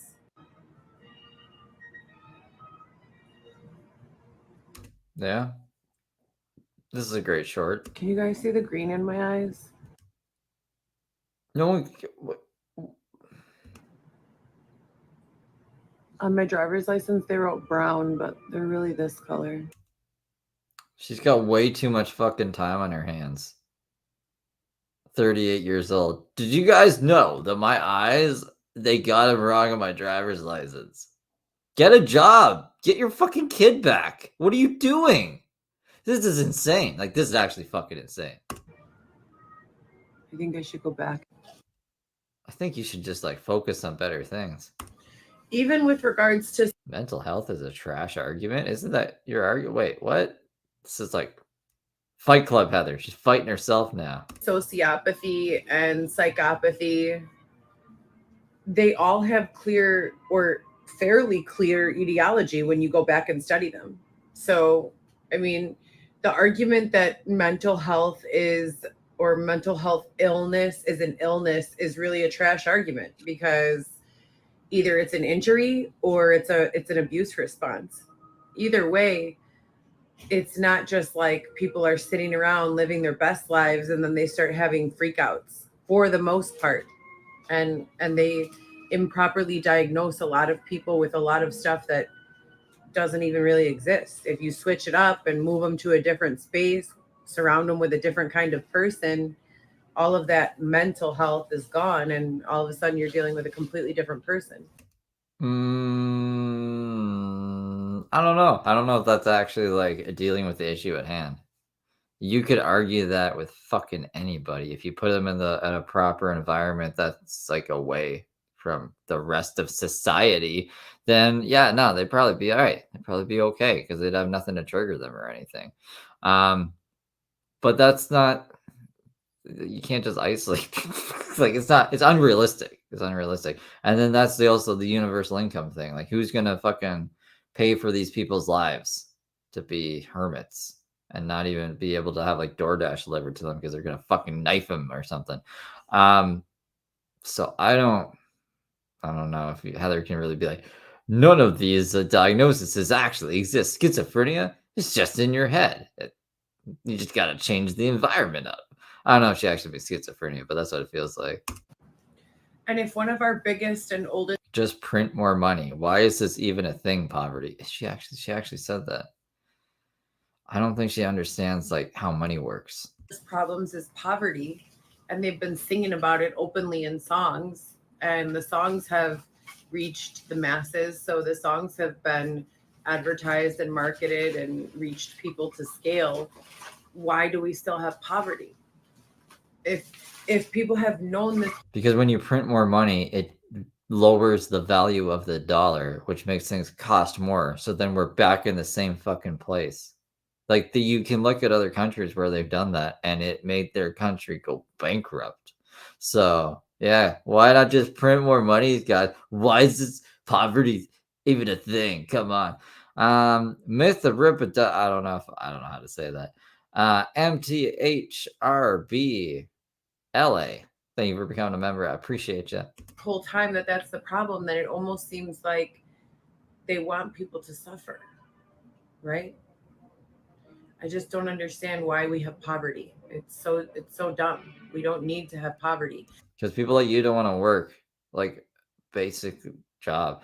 I mean, and I can empathize not wanting to work like 8 hours a day. It's not like I wake up and I'm like, I want to work 8 hours today, and then live the rest of my life. And I don't get a lot of time. Like, whoopsies. I don't get like a lot of time in my life, but this is life.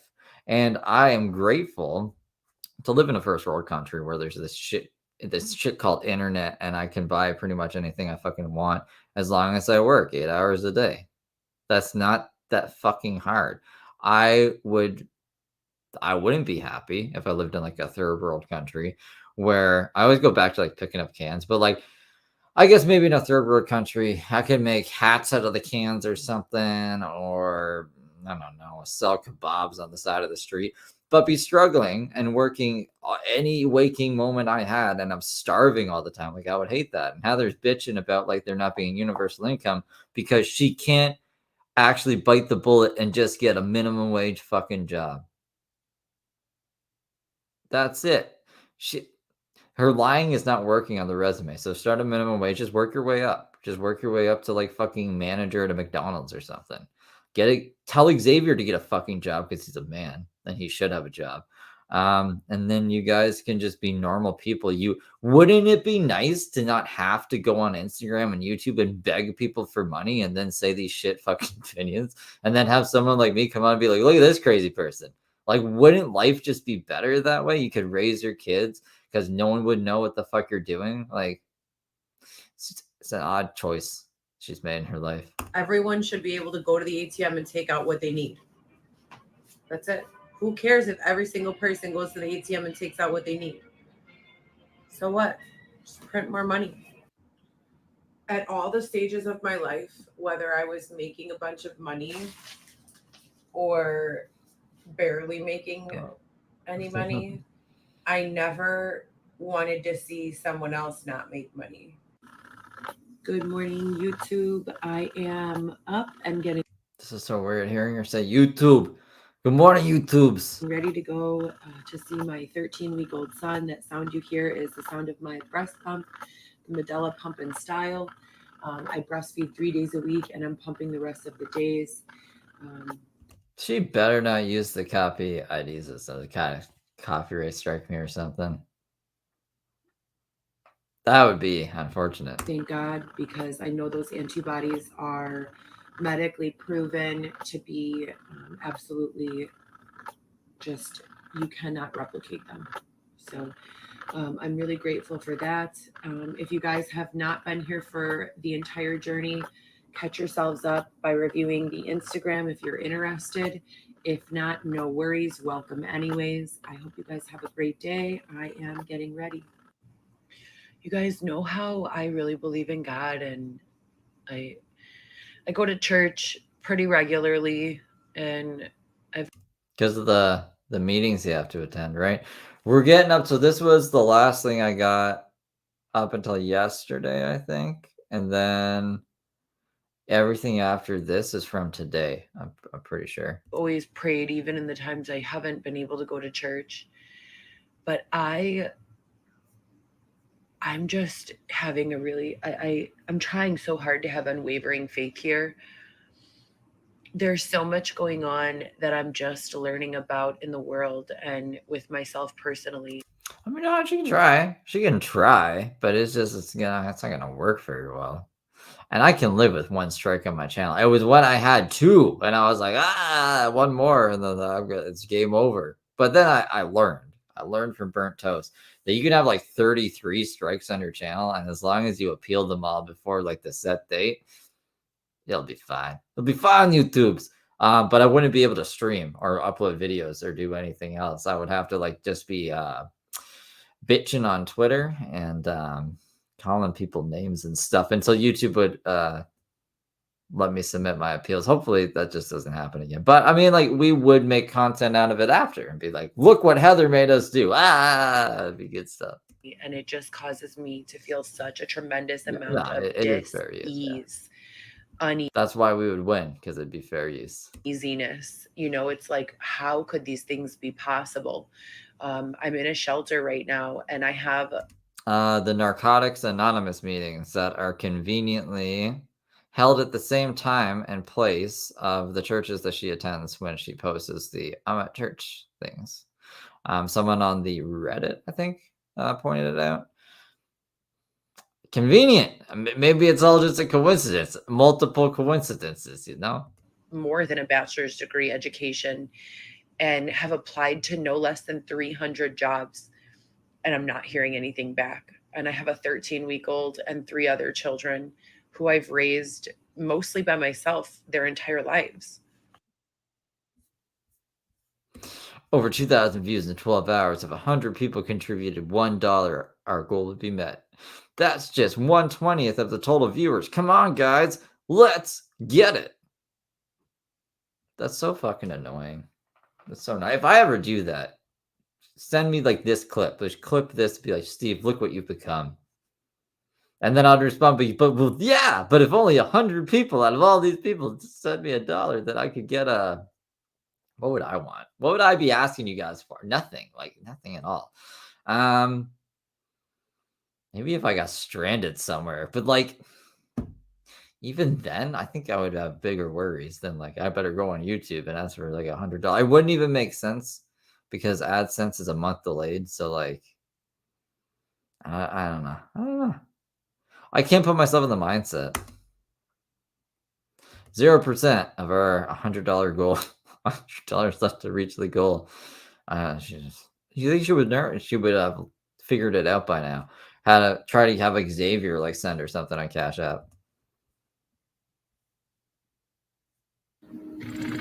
It is 4:48, and I have not received any donations yet. Sponsors, where are you? Are you guys here? This is the Air Kitty. Yeah, so this is this weird fucking plastic thing she has around her neck that's supposed to purify the air around you. So this is what it looks like. You wear it around your neck. I'll show you guys how I have it on. Look at how long my nails are getting from my vitamins. My hair is growing. My nails are growing. Nails are coming in nicely, YouTubes. So yeah. So we are on our way. And it looks like a really beautiful day. Hopefully today, tomorrow, and the next day will be filled with nothing but positivity. And See what happens when you don't give Heather money? She goes out, walks around outside, she leaves the fucking hotel to go find new opportunities in life. Stop giving her money. It's crazy to me that they had to get the like Cash App shadow banned for people to stop giving her fucking money. But look at what it's doing for her. This might be the push she needs. happiness. Praying for that. Sponsors, I'm still at 0 out of 100 for the goal. Just so that you guys know. Good morning, you guys. Please try not to be distracted by my pump. This is the crazy one. This is the one where she has her Instagram private now. So like I couldn't normally I just take the URL and I pop into this video downloader and bing bang boom, Bob's your uncle. Since she's on private, I can't do that. It doesn't do that with private videos or private accounts, right? So I had to record this whole fucking live stream, which is great. But here it is. This is I think the other longer live stream of the week. Oh wait, no, there might be one more. I don't know how much fucking time do we have. Find out. I don't know what's going on. 2 days ago, it started making this loud noise. I need to get a new one, but the sponsors, I don't know where they're at. They must not be around right now. So I'm pumping while I'm having this conversation. I was just talking to Xavier about this. I'm going to see my son in a few hours, so forgive my unkept hair. I literally just got up and started moving around for the day, and I'm trying to pump while I have this conversation. So I'm trying to expand my data set. Good night, Kenny. If anyone knows anything about artificial intelligence, I am attempting to. That pump sounds like pump. Is it a new pump? How did she get a new pump if no one fucking gave her the money? Almost reprogram myself and my interests based off of who I follow and the shows that I consume and the content that I consume. So I've been taking artificial intelligence course on Coursera with Andrew Ng. I took a cybersecurity course with, I forgot the instructor's name. It was a woman instructor. And now I'm taking computer programming language intro to Python course with Dr.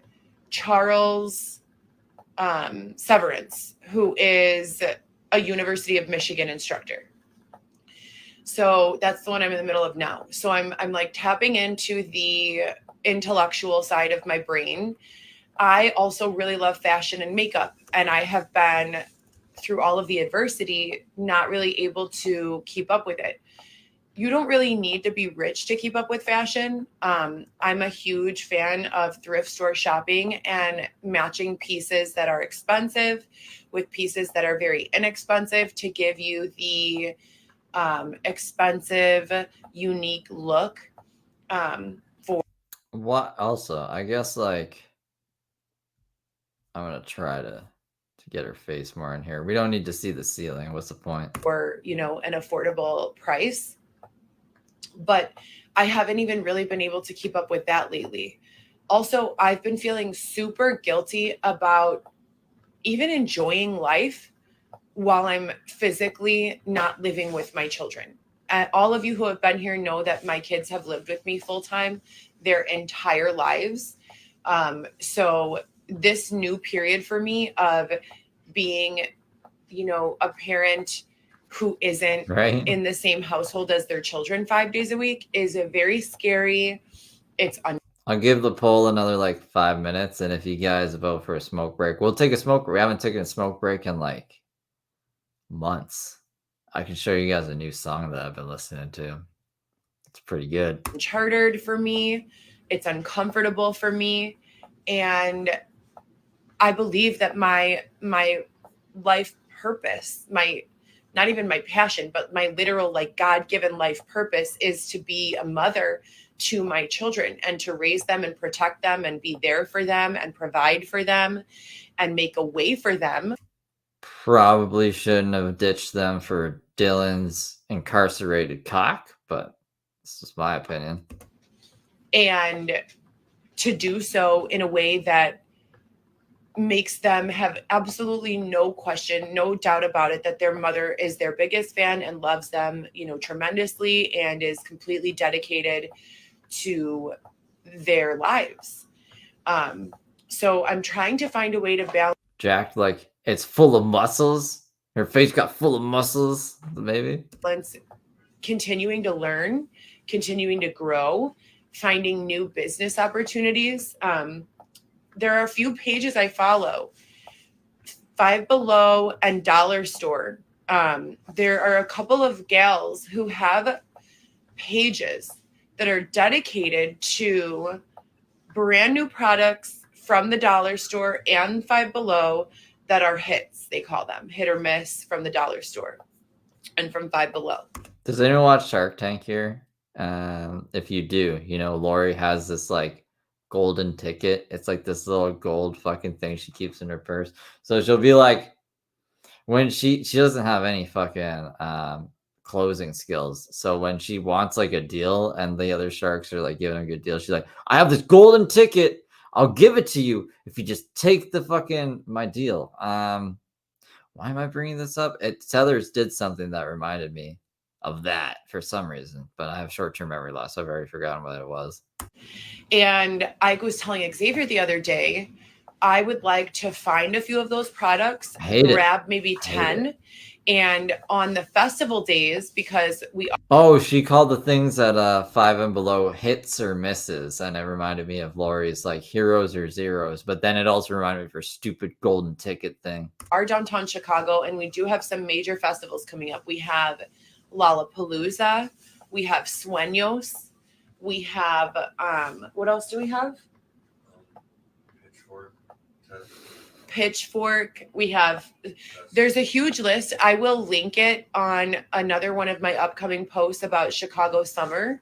But there's a huge list. It's conveniently compiled in just one place. So I'm not going to reinvent the wheel and kind of, just link that in one of my posts so you guys can find it on the grid of my page after I'm done with my live. I'll do that.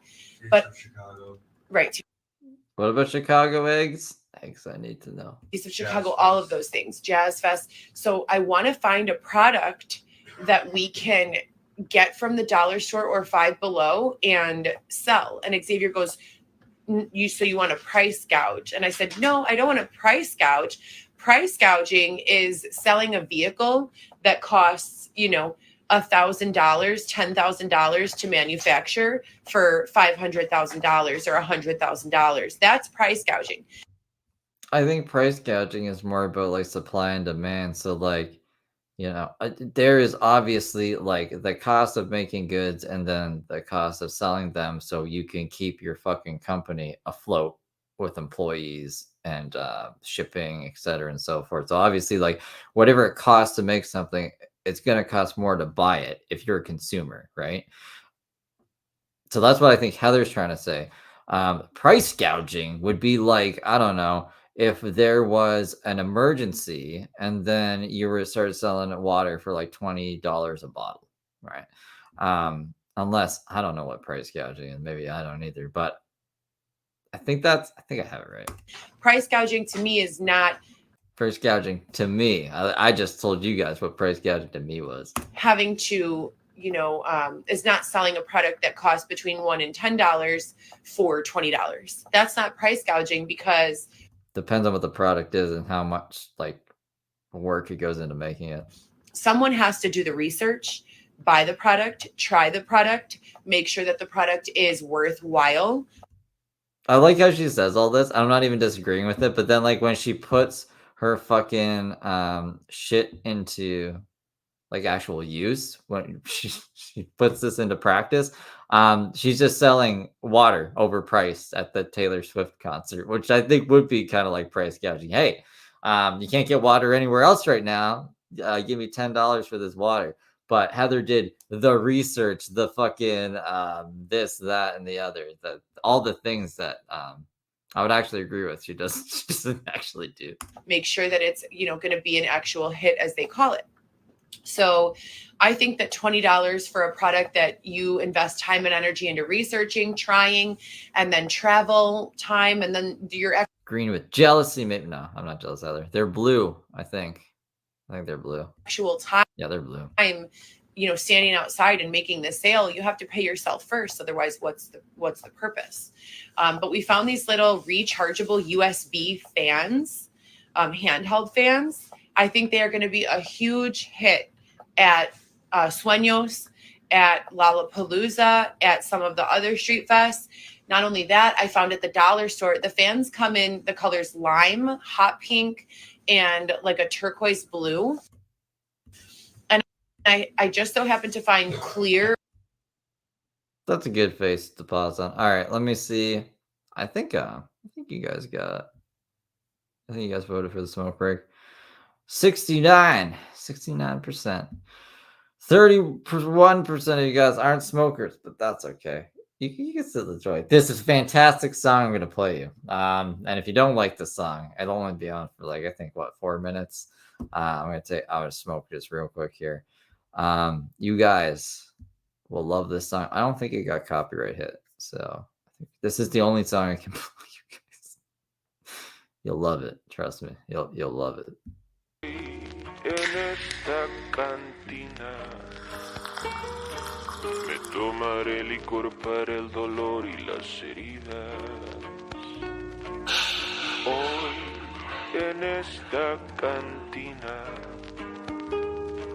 me quedaré escuchando a JJ y a Sabina. Taking shots of tequila at the Culver's Cantina.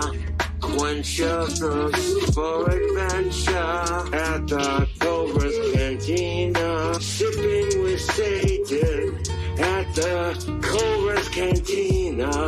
The tastiest drink combos you've ever seen.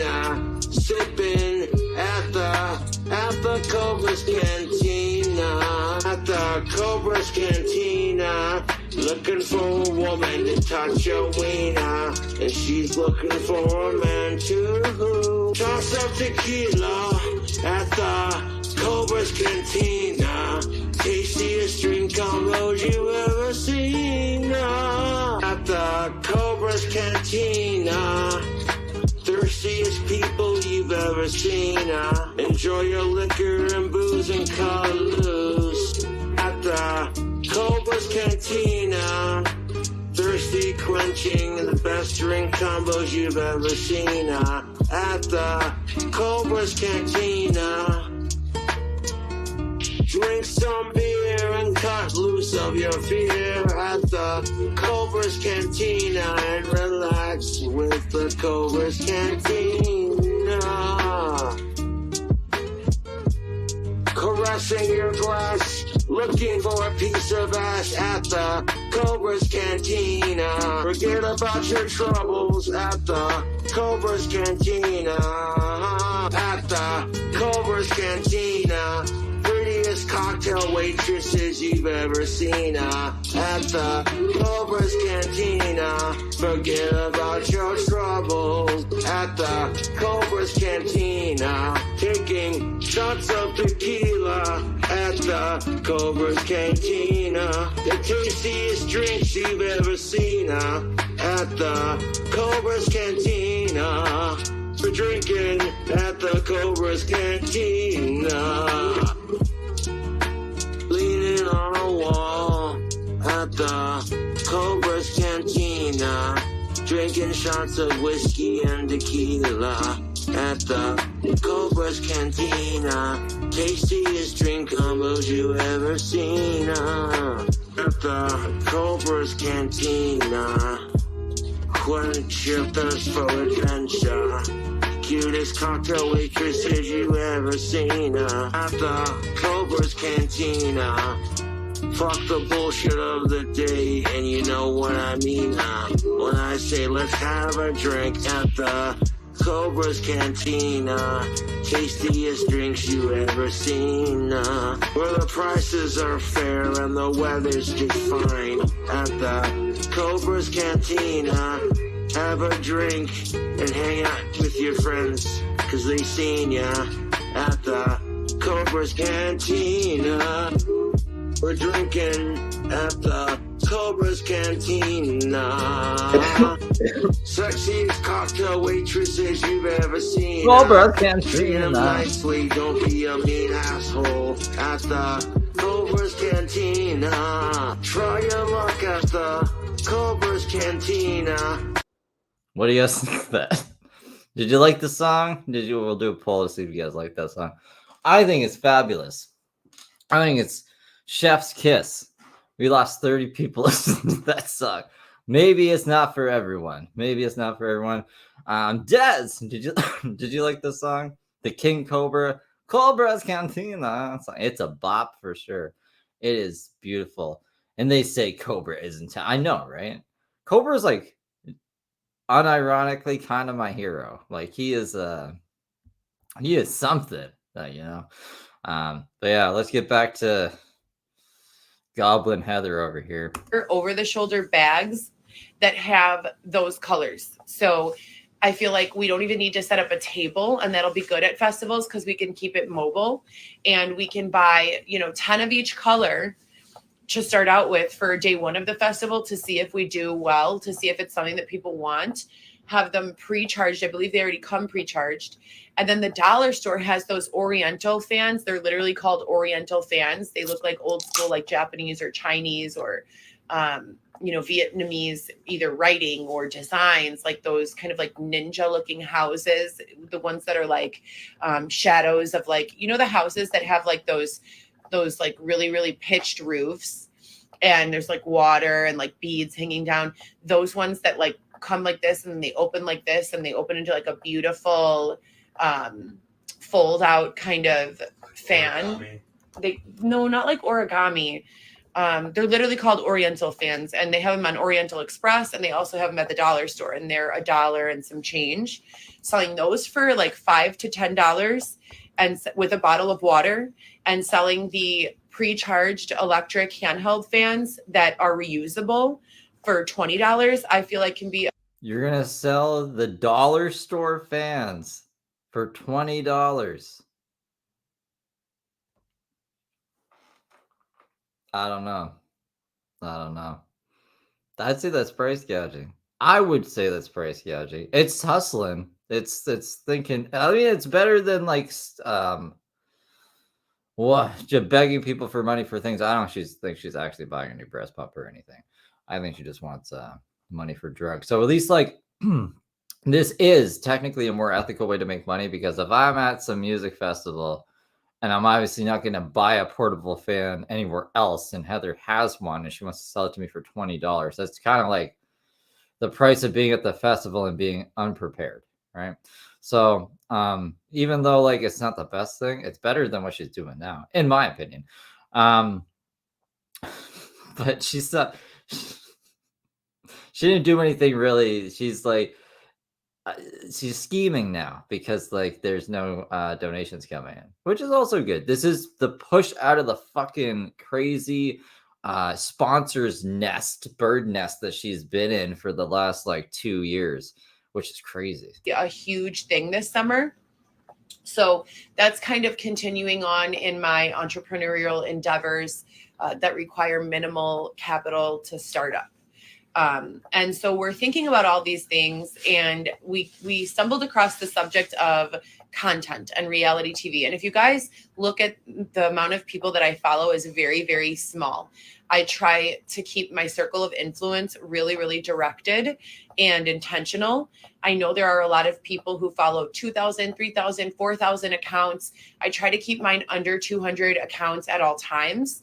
But I'm thinking of increasing my data set. So I'm thinking of upping that number to maybe 1,000, accounts that I start following so that I can kind of just better improve my fashion and business and I don't know who's flipping the bill for this hotel, but like this is what she's doing with her time. What did you do, Heather? Oh, I figured out today that I should probably go from following 200 accounts to following 1,000 accounts, and that's gonna help my fashion. These are things. The important things she's doing with her time. parenting perspective.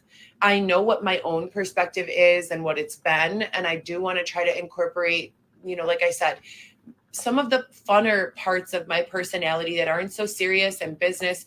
I have gone through so much. If you guys have been here, I spent my entire pregnancy in a tent. I don't have any answers to this day regarding why that was permitted to take place. And I'm still going through a lot of different things with regards to that situation.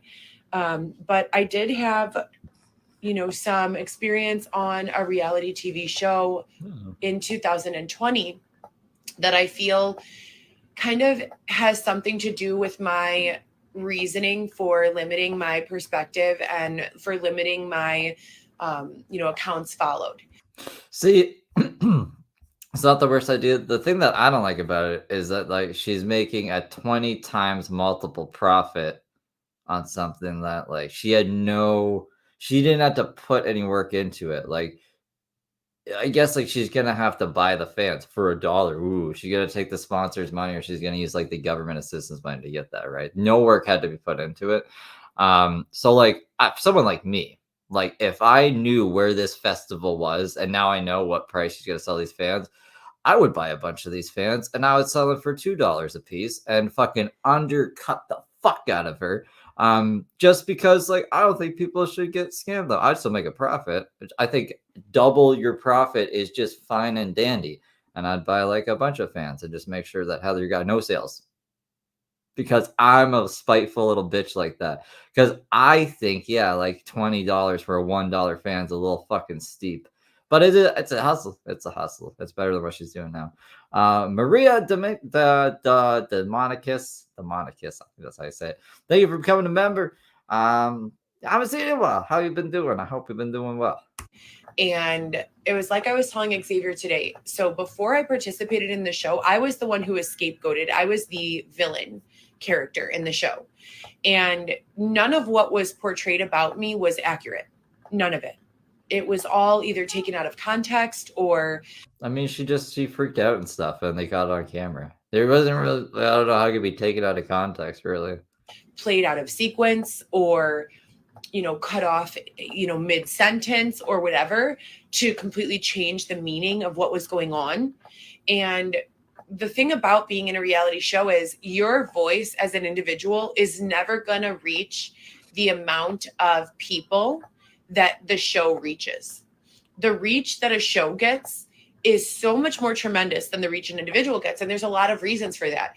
If we're talking about a show with a cast of 10 people, all 10 of those people have fans, they have foes, they have supporters, they have people who don't like them. So people, carry their own following. And when a show, any show with a cast, creates a negative perspective about you. This is reality TV. This isn't like Friends or I don't know. I'm trying to think of it wouldn't even matter anyways because those are actors. This isn't a show with a script. Maybe like they will put situations in front of you to get an intentional reaction out of you, but it's not like you can't say it's scripted. Like they didn't feed you a script, right? Because then you could have like had the opportunity to say, no, I don't want to do this. Saying things are taken out of context. Like even if her behavior on that show, even if it's taken out of context, I think is fucking insane. It is so much more work to correct the perspective that has been published. And I was blatantly slandered and libeled. And I think that that's another reason why. Oh, I had this comment highlighted because she did sell water at the Taylor Swift concert one time, which I was impressed with. So I think she needs to have that push. Like, she's gotten too comfy. She needs to get back out there, start hustling if she's gonna hustle. So yeah, like the fan idea is not a bad idea. I just don't like her markup price, but I don't know. I'm sure like the Sharks would be like, wow, that's amazing. Like if she told the Sharks this. Why the last 4 years have gone the way that they have gone, because I was so, outspoken about what was going on that people almost had to make sure that the lies they told about me came true to some extent, because otherwise they would be, getting sued for a tremendous amount of. This is so funny. This is such a weird fucking spin on it. So like they made the lies come true so they wouldn't be liable. Like they wouldn't be fucking spreading lies about someone because they came true, right? That's some crazy mental gymnastics. No, like they just filmed you. They can use anything out of context for sure, 100%. You signed something that probably said that they could do that. But like I said, even if it's out of context, the things that she was doing on that show were crazy. And the way that she was even talking to her own family was fucking crazy. Like I don't know. It's a weird reach. Very damaging, libelous, and slanderous activity. And I'm not the first one. Let's talk about it. There was someone on the show Love and Hip Hop. I don't really watch that show. Again, I'll tell you guys the reasons why I don't, but there was someone who tried to kill herself on the show. She was only permitted to share what the show wanted to share about that whole entire thing. Look at one of my favorite reality shows prior to participating in reality shows was the Real Housewives of Orange County and the Real Housewives of New Jersey. And I'm talking about pre-prison Teresa and Melissa and, those days, like long ago. I think Xavier and her probably do some drugs and that's when they have fun. There has to be fun because for her to be like this all the time must be exhausting for her too, right? Like I would be exhausted with myself if I was Heather. I'd just be like, what's even the point? Let's just chill, man. Do what I gotta do to get the kid back, and what can I do after that point? This is all just, it's something. I find myself looking through TV and seeing on Bravo or on, MTV or VH1 or whatever station I'm flipping through, all of these random reality TV shows. There's even one that I used to like about boats. What's that reality show that I was watching a while ago about boats? About boats? And like chartered yachts.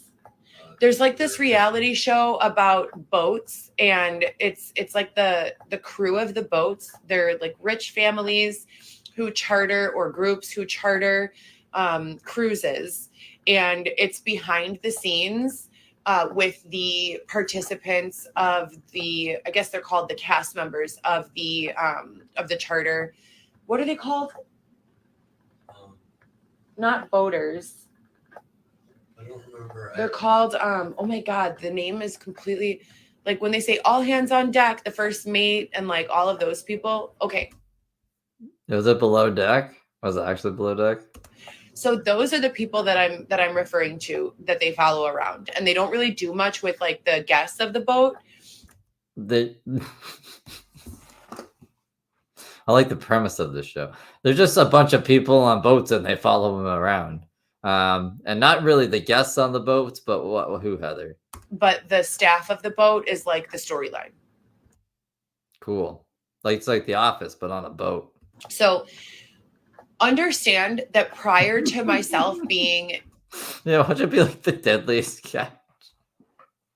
Watch that be the show she's trying to fucking vilified and inaccurately and unlawfully and and they go the Skids Row after constitutionally and slanderously portrayed on this show. And yes, I will have people disagree with me, say it was unlawful. It was very unlawful. Slander and harassment are illegal. Okay, so when we looked at my contract with an entertainment lawyer, my contract was literally deemed it unconscionable, which means it would not hold up in court. There was a clause in my contract that literally said, Buffy, haven't you been paying attention? She's going to go from following 200 people to following 1,000 people, and that's supposed to change something in her life. And she's going to get the kid back, you know? And she was supposed to have it thrown out of court, but it didn't work. And now she's like, I can't talk about it though. Where? But that's what she's doing. That's the stride she's making. if I were to commit suicide as a result of the slander and harassment circulated about me on the show, that my children nor my family members would be permitted to sue the network. So that was when I first started taking a very different perspective on reality TV. And that was when I really started realizing maybe Teresa, maybe Melissa, maybe, you know, Brandy, maybe all of these ladies who are being nefariously portrayed are actually innocent. Maybe they really aren't the monsters who TV is making them out to be. And now I feel super guilty about even tuning in because I feel so guilty tuning in Deadliest Catch Skids Row's edition because maybe the staff aren't the villains they're painting them out to be. Like what how fucking evil can you be on a boat? A staff on a boat, you know? Really, like how evil was Heather on the show? She looked just like crazy. That was it. And she had a very small part. I remember I thought she had like a whole episode dedicated to her because I did like a watch thing in the Discord. But it was only about 15 or 20 minutes of Heather in there. And she just like, I don't know, she showed some girl a vibrator. She yelled at Dylan a bunch. She yelled at her aunt for letting her stay in her place. She drove really fast. And that's pretty much it. Is that like it's the way she's making it seem is like they put her in all these situations or made it seem like she was doing stuff that would actually defame her character. It's like, no, she's just like a crazy person. I would never even thought of her twice after seeing that if I watched the show. Like, let's be like, someone would have to remind me of her. Be like, do you remember that chick with the bright red hair who was kind of crazy? That was only on there for like 15 minutes. But oh yeah, what was her name? You know? So I don't think like the show villainized her like that. But she feels so guilty now she can't even watch reality TV. She can't even watch the boat show. it doesn't really happen that much on the Kardashians anymore. They kind of like do a better job at making all of the sisters look equally good as bad. So I think maybe reality TV can take kind of a lesson if you're going to have participants in a reality TV series. Maybe that would be like a contract template that everyone could follow. But in the reality of the situation, I don't think it's reached that point with reality TV yet. I think they very much are still victimizing and vilifying people unfairly. And it is a tremendous amount of what I would call unhealthy pressure. Heather was on the news? I don't remember. I don't think I've ever seen that. If anyone has the link to Heather on the news, let me know. I want to see that. You know, so with regard specifically to Teresa, like, it hurt me when they put her in prison. Like, I was like, oh my God, no, you know, why?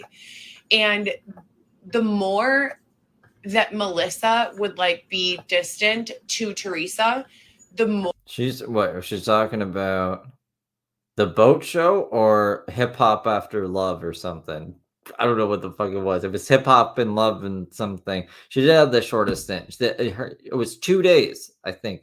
Not even 2 days. I don't even know if they spent a night together, her and Dylan, before they broke up and she was off of the show. That's pretty bad. the larger my support of Teresa would grow. And it doesn't really matter what Teresa did or didn't do. I, as a human being, was responding compassionately, which is what the majority of people will do. Granted, there are some trolls and like really nasty people. For the most part, people are good. And I've said that a million times and I'll continue to say it. So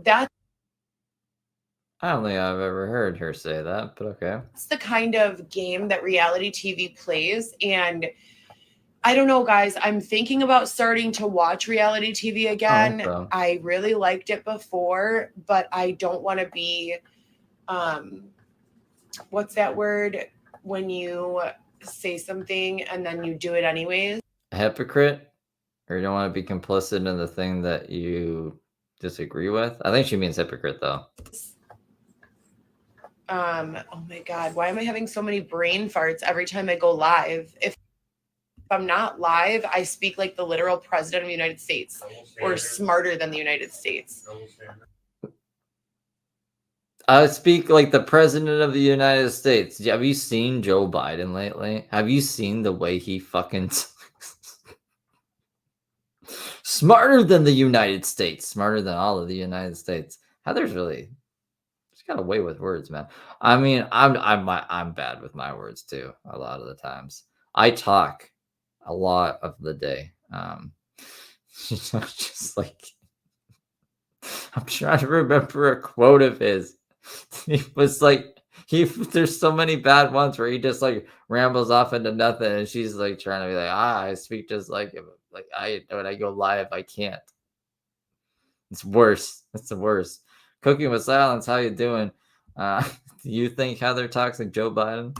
I mean, than the president. Like I speak like some like physicist or something. Like I make such valid points. I sound so intelligent. And then as soon as I go live, it's like air bubble, air bubble, air bubble. Like what was I saying?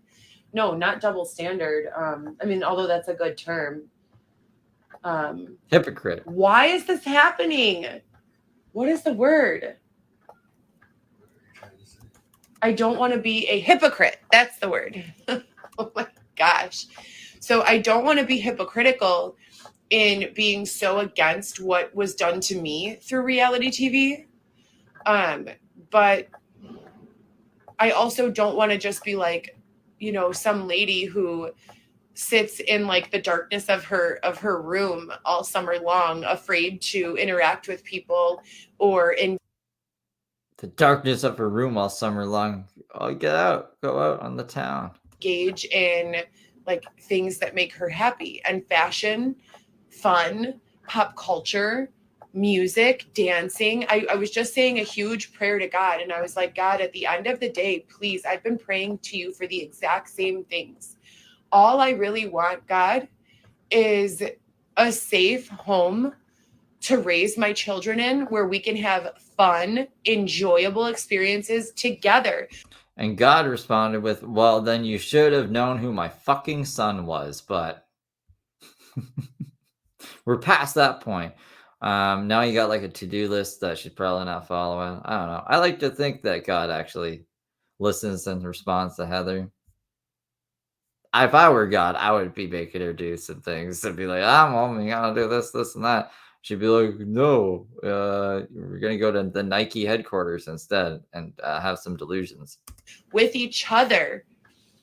I said, you know, vacations and pool days and learn together and be there to support each other. I want the majority of my life. I like how the like first two things was like vacations and a pool to be spent focusing on my 4 children. And that's Viviana, Lewis, Alexis, and Weston. And in ways that are positive and enjoyable and happy and fun, not in ways that are like, you know, sitting indoors or adversarial or fighting or trying to prove or disprove. I don't know. I don't know much about God. I like Satan though. He's a cool guy. Sometimes. Remember when I compared myself to Satan? I think it was my job. Compare myself to Satan. I just like I can't lead you down a path. I can just show you the way. I can tempt you, but I can't make you do anything. So yeah, I just present opportunities for people, and if they take them, they take them. And that's that. That's my job. That's not my job. I mean, kind of is, but you know, malicious slander that takes place online. Like enough of that already, you know? So where is Battering Ram? I don't know. That's where I'm at, you guys. I think I think my next steps, thank you for coming to this think session with Heather while I pump. I need to jump in the shower. Actually, I think Xavier is going to jump in first because we have somewhere to be later on this afternoon. But thank you guys for tuning in. I haven't done a live in quite some time. For all of you who were following while I was locked in the tent on the blacktop. The asphalt would have been a good one. The concrete, when you were in the tent, locked in the tent with the lock that doesn't work, only on Christmas did the lock work. And then, yeah, but she was locked in it somehow. Of the yacht club. We were at Belmont Harbor Yacht Club from week 28 to week 40.4 of my pregnancy. I was, filing police reports regularly and calling I gotta grab Battering Bam from the other computer. Hold on. law enforcement on the regular, never having more than a week or. This was the old computer. This is what I used to stream from every day. This is it. This little thing. Crazy. It's from 2014. I was living in the past. That's why everything was all glitchy all the time. Now we're living in the future with the camera that like can't even it stays level no matter what we do to it. You knock it over and it'll just zoom in on me if anything. I wouldn't do it. Your God, my baby's God. Or so past, without calling them and asking for assistance and updating them onto what the situation was, looking like and evolving into. And, as they told me, or as 311 told me the entire pregnancy, when the baby is born, you will be accepted into housing. Prior to 2020, you guys already know I've always been independent. That was also part of my prayers. God, please make me independent again. Please help me to be able to support myself and my family and, not be living in a place where I have to be subjected to other people's problems. Help me have my own apartment, my own home where my 4 children can live with me, their mother, on a full-time basis and come and go as they. Guys, it worked. It didn't work last time. But yeah, bam. Whoa, I'll batter right up in a second. Whoa. It airdropped. Please, and help me to be, the fun, loving mother, supportive and intelligent and fun and not so serious, because life for me, let's just be honest, has been really, really serious. And there's been a lot of tragedy. I'm ready for my upswing. I'm ready to put all of that behind me. All right, you guys, have a great day. Thank you for listening. Sponsors, if you guys are out there, I don't know if you've not been watching my stories or if you don't know, my cash tag has changed. If you could please, I need to get a backup breast pump. My breast pump started making a noise like 2 days ago. It's still fully functional, but I just want to be sure that, pardon me, I have hiccups now, that I can be providing, milk for Weston in the days that we're apart. So I did post in my story the new cash tag. Thank you guys so much. It scares me, sponsors, when you guys go quiet. It really scares me. So please let me know that you guys are okay. And also for the phone, Xavier's father or whoever is playing that role this month has his entire phone service covered. So it's just mine and then the pump. Also, I'd love to get a bathing suit. Primark has them for like under $50. She does want the bathing suit. I remember someone was like, she wants a bathing suit. I'm like, oh, man, that makes sense. This is Smitten Kitten's battering ram. I don't know where Smitten Kitten is. I forgot to try to find her.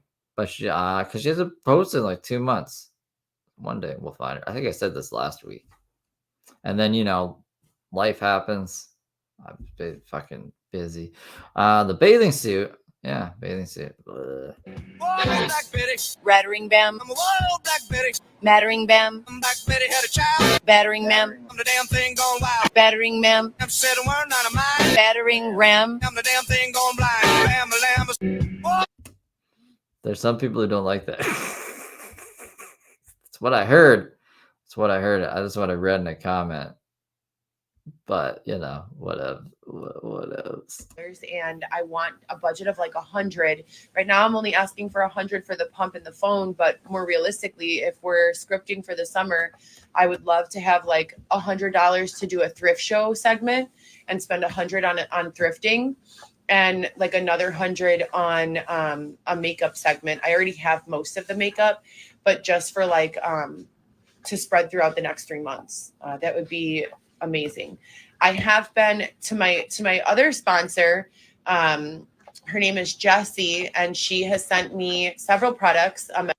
So just shout out to Jesse. Yeah, I mean, no, it's a silly thing. So I should probably find the comment so I don't paraphrase it or say something wrong.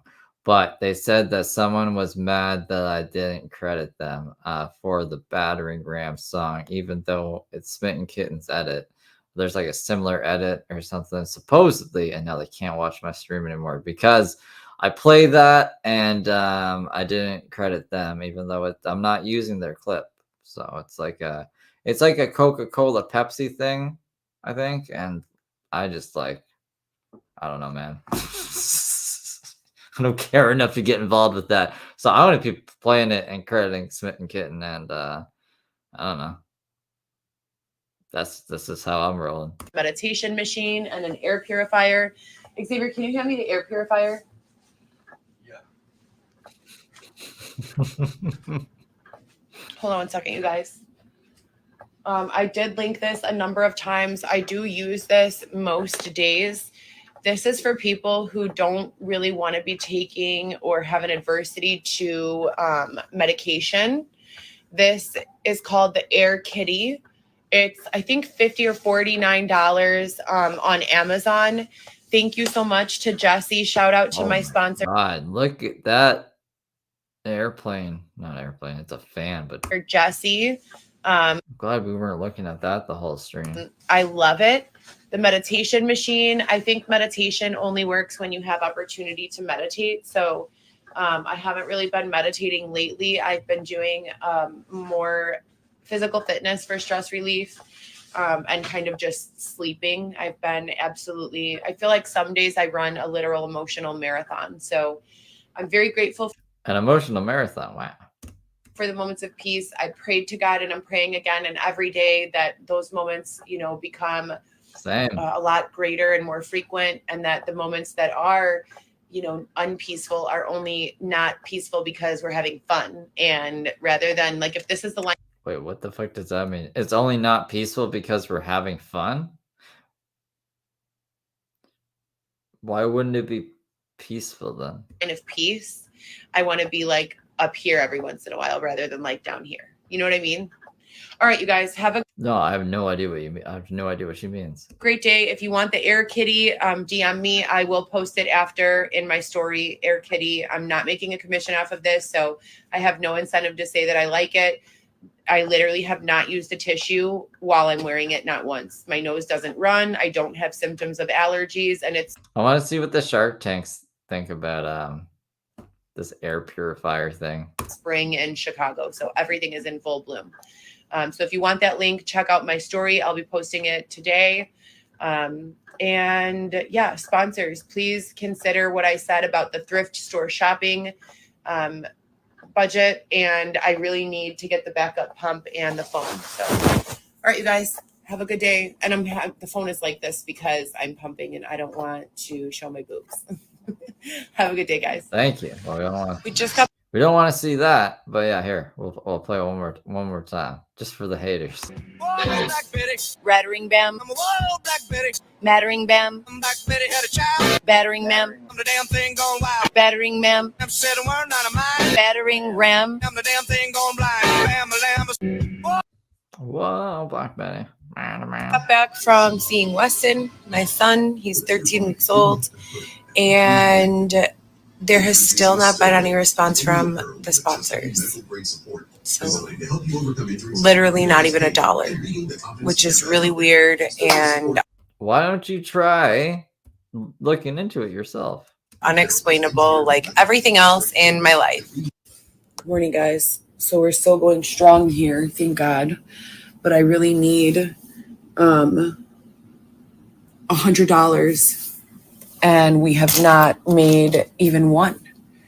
Sponsors, it's not,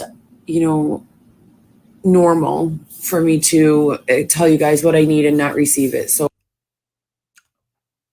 just listen to that fucking statement and let it sink in. It's not normal for me to tell you guys what I need and me not receive it. Makes me think that she probably wasn't trying to get out of the tent all that time, or else like she would have got out of the tent. But the fucking entitlement that, like, even for Heather, that I don't know, that just throws me. She's really pissed about this whole like, I don't have any money coming into my Cash App.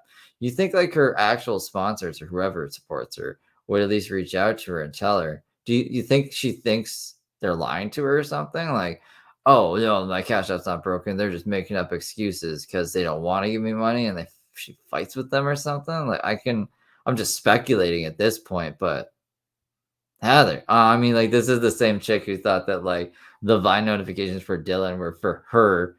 That was funny. So I hope you guys are fine. If you could please let me know that everything is okay. I need $30 towards the phone and $70 towards the breast pump. It's $69 and some change with 2-day delivery through Amazon for the backup pump. Weston is 13 weeks old. He'll be 14 weeks on Monday. And I am pumping still 4 days out of the week so that I can breastfeed 3 days out of the week.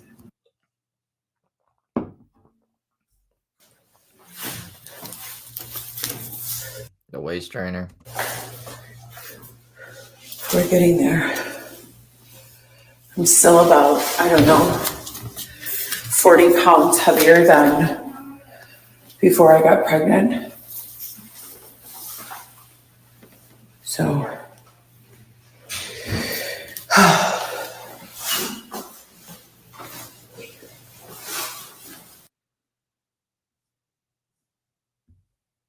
right. Well, let me see if we can speed this up a bit.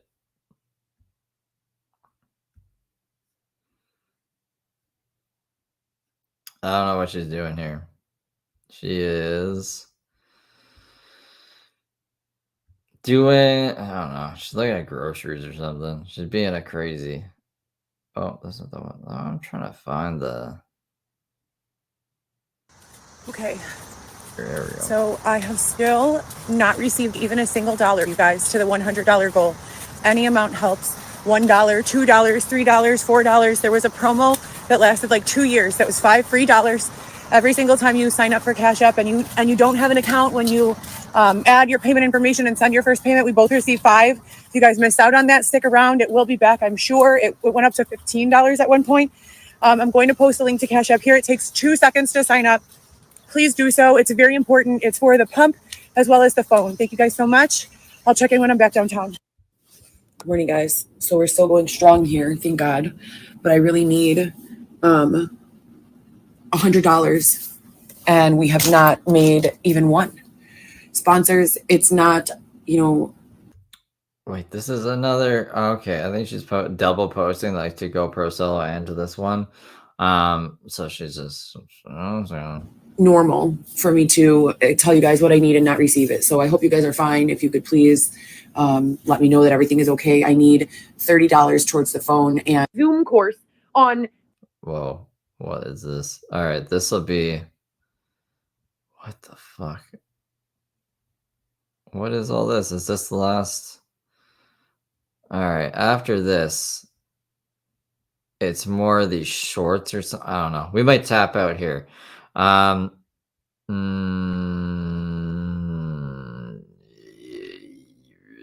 So there's like this angry fucking towel This thing. is not a job that pays well. As a matter of fact, they don't.